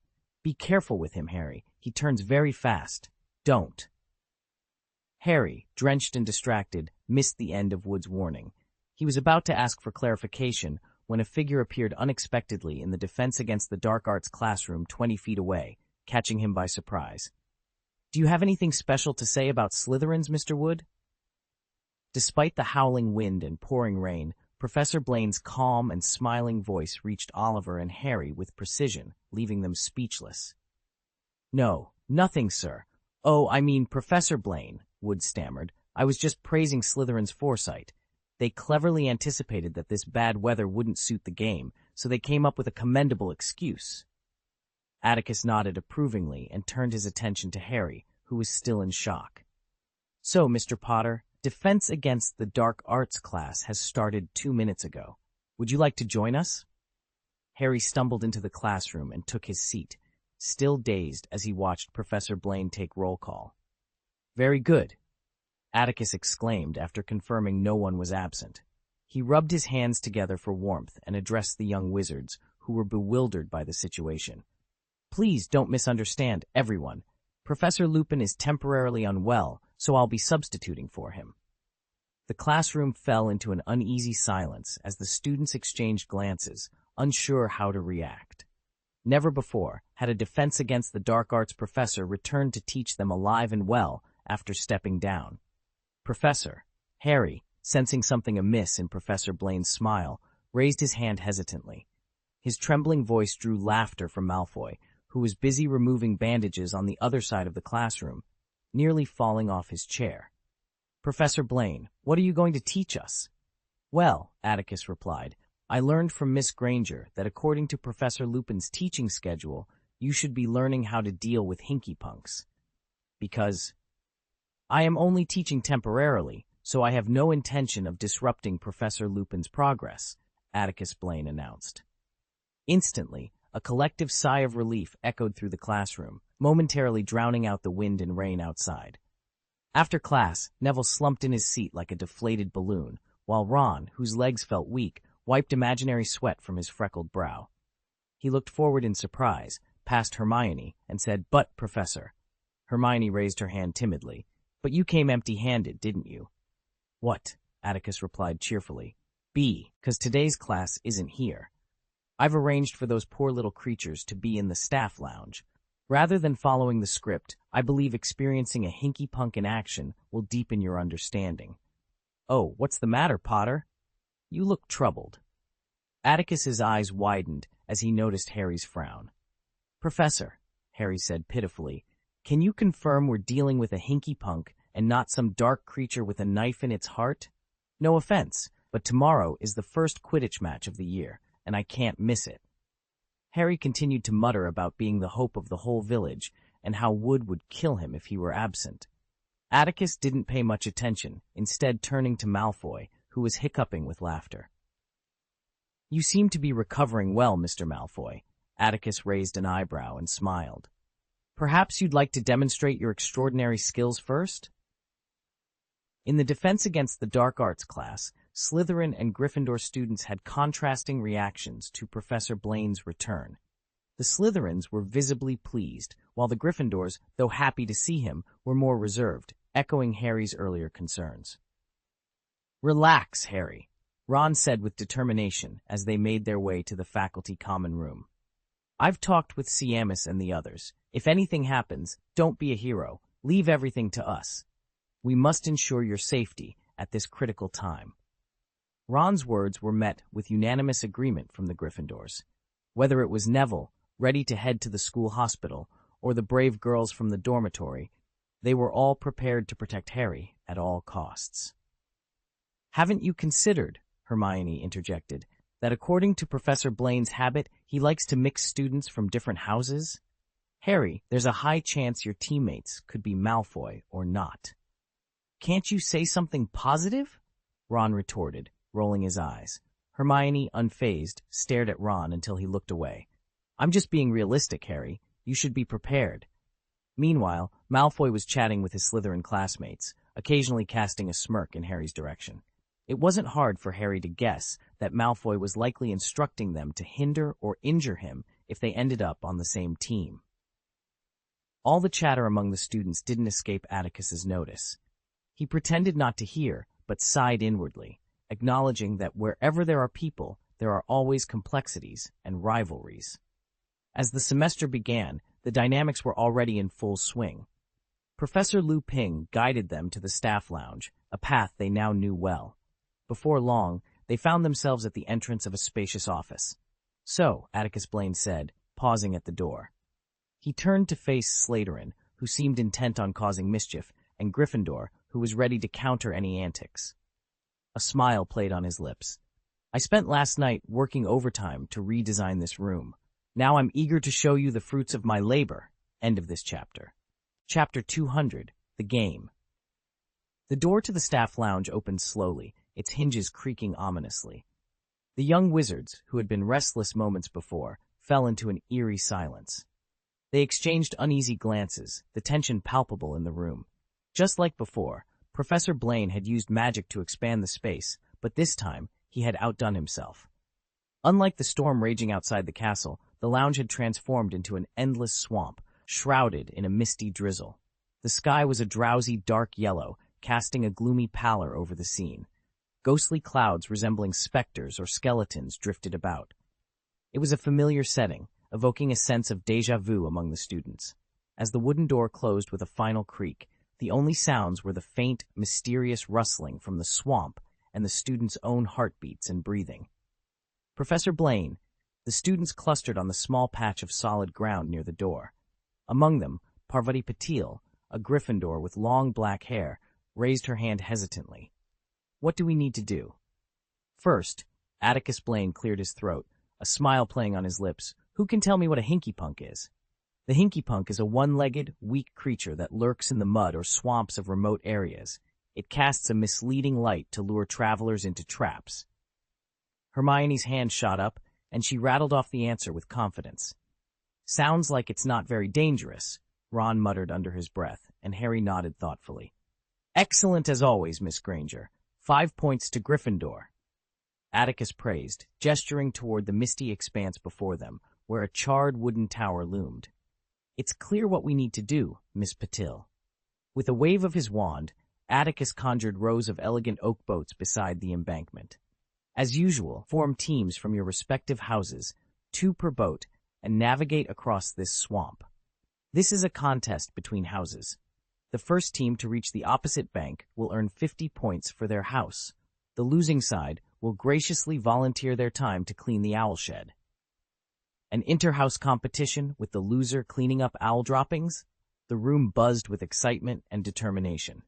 Without needing any prompting, the students from Slytherin and Gryffindor split into 2 groups, ready to compete.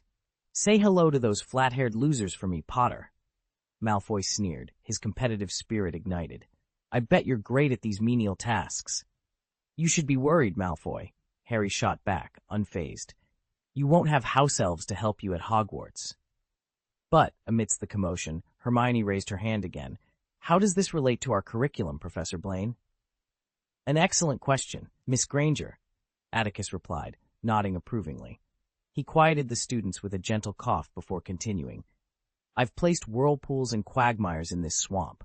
They are obstacles on your path. Each quagmire houses a hinky-punk. Beware of their enticing glow. Falling into a mire means you forfeit the competition. What if we fall into the water, Professor Blaine? Neville asked nervously, eyeing the narrow oak boats with trepidation.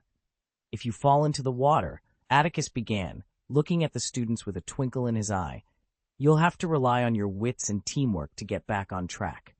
Remember, this is as much about learning as it is about winning. Neville sighed with great regret.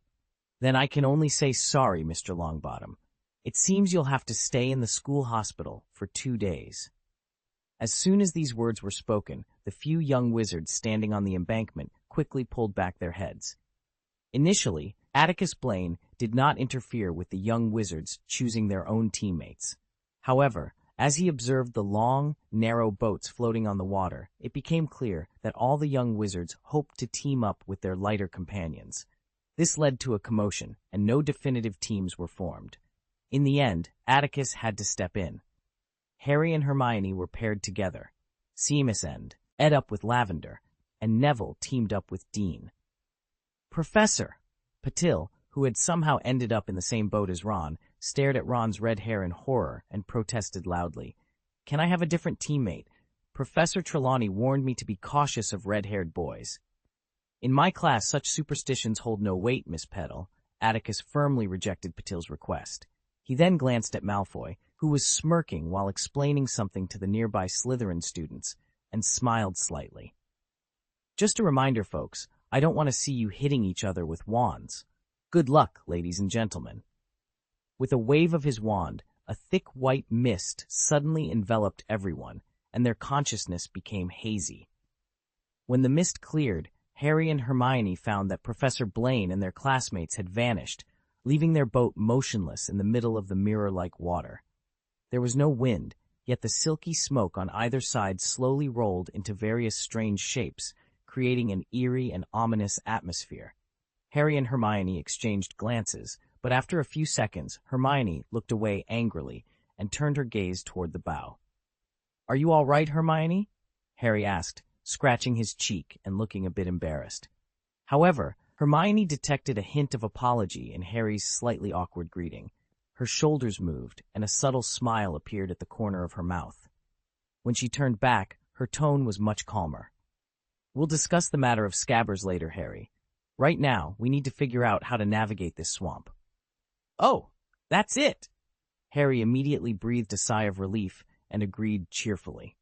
His eyes wandered around this bizarre world, wondering where Professor Blaine had conjured such an eerie scene. Finally, he looked at the bow of the ship, shrugged, and said, "I thought this boat would move on its own, like the one that ferried us across the Black Lake in our first year, but I don't see any oars." "Stop being silly, Harry," Hermione said calmly. She carefully fiddled with the disc-shaped rudder, and the stationary boat beneath them swayed in response to the rudder's movement. Caught off guard, Hermione nearly toppled out of the cabin. "Oh, be careful!" Harry exclaimed, grabbing Hermione's arm and stabilizing himself with excellent balance. "It seems," Hermione, her face pale, patted her chest in shock. "This boat can indeed move on its own, but it requires a special method." The long, narrow boat resembled a leaf, and aside from the rudder at the bow, there were only two wooden hemispheres at the stern where the sides met, which looked like decorations. Harry blinked and took 2 cautious steps toward the stern, instinctively reaching for the bulge on the right. "Be careful, Harry," Hermione warned worriedly. "We can't just stand around, Hermione," Harry replied nonchalantly. Atticus Blaine gestured for Hermione to crouch down as he reached for the wooden sphere once more. A faint hum resonated as his palm made contact, and a tingling sensation, akin to a mosquito bite, caused him to frown slightly. Almost immediately, the cool wooden ball began to emit a soft glow, and a mysterious suction seemed to draw from it. "This thing," Atticus withdrew his hand, bewildered. "It seems to be absorbing my, magic power?" "Atticus!" Hermione's voice, tense and urgent, broke through his astonishment as he stared at his palm. He quickly looked up, just in time to see a magical shield enveloping the hull. It emitted a white halo that was rapidly fading. Within seconds, it vanished completely into the air. After a couple of minutes, they finally understood how the ship operated. The rudder at the bow was clearly meant to steer the vessel. At the stern, 2 hemispheres served distinct purposes. The one on the left controlled the oak boat's movement, while the one on the right activated a magical shield to protect the hull. However, both wooden spheres required their magic power, necessitating that they take turns as the boat journeyed forward. Swallowing nervously, Hermione gripped the sides of the rudder firmly. She turned to give Atticus a determined look. With a slight hum, the oak boat finally began to move forward. End of this chapter.